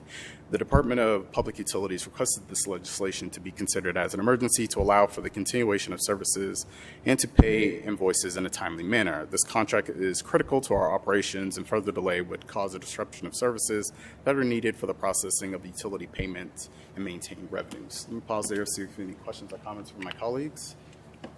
Seeing none, I move for passage. Clerk, please call the row. Bangston, Barosa de Padilla, de Coward, Dorans, Favor Green, Remy White, President Harden. Passed. Thank you. May I go back to page 3 for items on first reading? Sure. Perfect. Now I have 2153-2024 to authorize the Director of the Department of Finance and Management to establish a contract with Chavez Brothers Management LLC for the purchase and delivery of 2 utility vehicles with attachments for the Division of Sewerage and Drainage, and to authorize an expenditure of $80,389.96 from the Division of Sewerage Operating Fund. The utility vehicles will be used by the Silver Wastewater Treatment Plant personnel and maintenance staff to travel and perform various tasks around the facility. Pause there, see if there are any questions or comments from my colleagues. Seeing none, I move for passage. Clerk, please call the row. Bangston, Barosa de Padilla, de Coward, Dorans, Favor Green, Remy White, President Harden. Passed. Thank you. Next, I have 2174-2024 to authorize the Director of Finance and Management to enter into a contract with Getting USA Sales LLC for the purchase of steam sterilizers for the Division of Water Quality Assurance Laboratories, and to authorize an expenditure of $59,789 from the Water Operating Fund. The steam sterilizer will be used to sterilize laboratory supplies used to monitor, source, and finish drinking water. Let me pause there, see if any questions or comments from my colleagues. Seeing none, I move for passage. Clerk, please call the row. Bangston, Barosa de Padilla, de Coward, Dorans, Favor Green, Remy White, President Harden. Passed. Thank you. Next, I have 2177-2024 to authorize the Director of Public Utilities to apply for, receive, and execute Ohio EPA H2 Ohio Initiative Public Water System Distribution and Equipment Grant funding, to authorize the execution of the grant and other requisite agreements funded with the H2 Ohio grant, and providing for the acceptance and administration of said grant award on behalf of the Department of Public Utilities, to authorize the expenditure of any awarded funds and the refund of any unused funds. The city has requested funding for underground radio detection utility locator equipment to be used by the utility line locating staff to locate marker balls placed on underground sludge line facilities. This equipment will help city staff locate the underground sludge lines more accurately. I'll pause there to see if there are any questions or comments from my colleagues. Seeing none, I move for passage. Clerk, please call the row. Bangston, Barosa de Padilla, de Alcowar, Dorans, favor green, Remy White, President Harden. Passed. Thank you. Next, I have 2193-2024 to authorize the Director of the Department of Public Utilities to enter into an agreement with Heidelberg University to provide funding and continued support to the National Center for Water Quality Research for the operation of a tributary loading station on the Scioto River and computation of point source and non-point source loads for 2024, and to authorize the expenditure of $45,000 from the Sewer Operating Sanitary Fund. The Heidelberg Tributary Loading Program began in 1974 and added the Scioto River Monitoring Station at Chillicothe in 1996. Presently, there are 22 stations in the Heidelberg Tributary Loading Program in Ohio and southeastern Michigan, which permit the calculation of pollutant loads from over 50% of Ohio's land area. All the resulting data, including those of the Scioto River Loading Station, are publicly available at ncwqr.org. Let me stop there, see if there are any questions or comments from my colleagues. Seeing none, I move for passage. Clerk, please call the row. Bangston, Barosa de Padilla, de Alcowar, Dorans, favor green, Remy White, President Harden. Pass. Thank you. Next, I have 2218-2024 to authorize the Director of the Department of Public Service to enter into a grant agreement with the Columbus Foundation in support of Cleaner Columbus Initiative and to authorize an appropriation and expenditure of $483,000 within the Neighborhood Initiative Subfund. For more on this ordinance, let me kick things over to my Vice Chair. Thank you so much, Chair. I appreciate the opportunity to continue this great program that we started back in 2019 to really keep our streets clean, employ our underemployed and unemployed, and work with such great organizations such as we are Linden, Franklinton Board of Trade, St. Stephen's, Community Development for All People, and many, many more as we work to make sure that we are creating a cleaner Columbus. I want to thank Director Scacco, the Administrator Tim Swager, and Keep Columbus Beautiful for their ongoing collaboration as we continue to make an impact throughout the city. So thank you very much, Chair. Back to you. No worries. That just means we're going to continue to see his face on TV, everybody, to talk about the program, which is worthwhile because it's the number one issue that does come up from residents and when they talk to us in DPU. So appreciate all the work that you've done on that and hope we can continue to do that.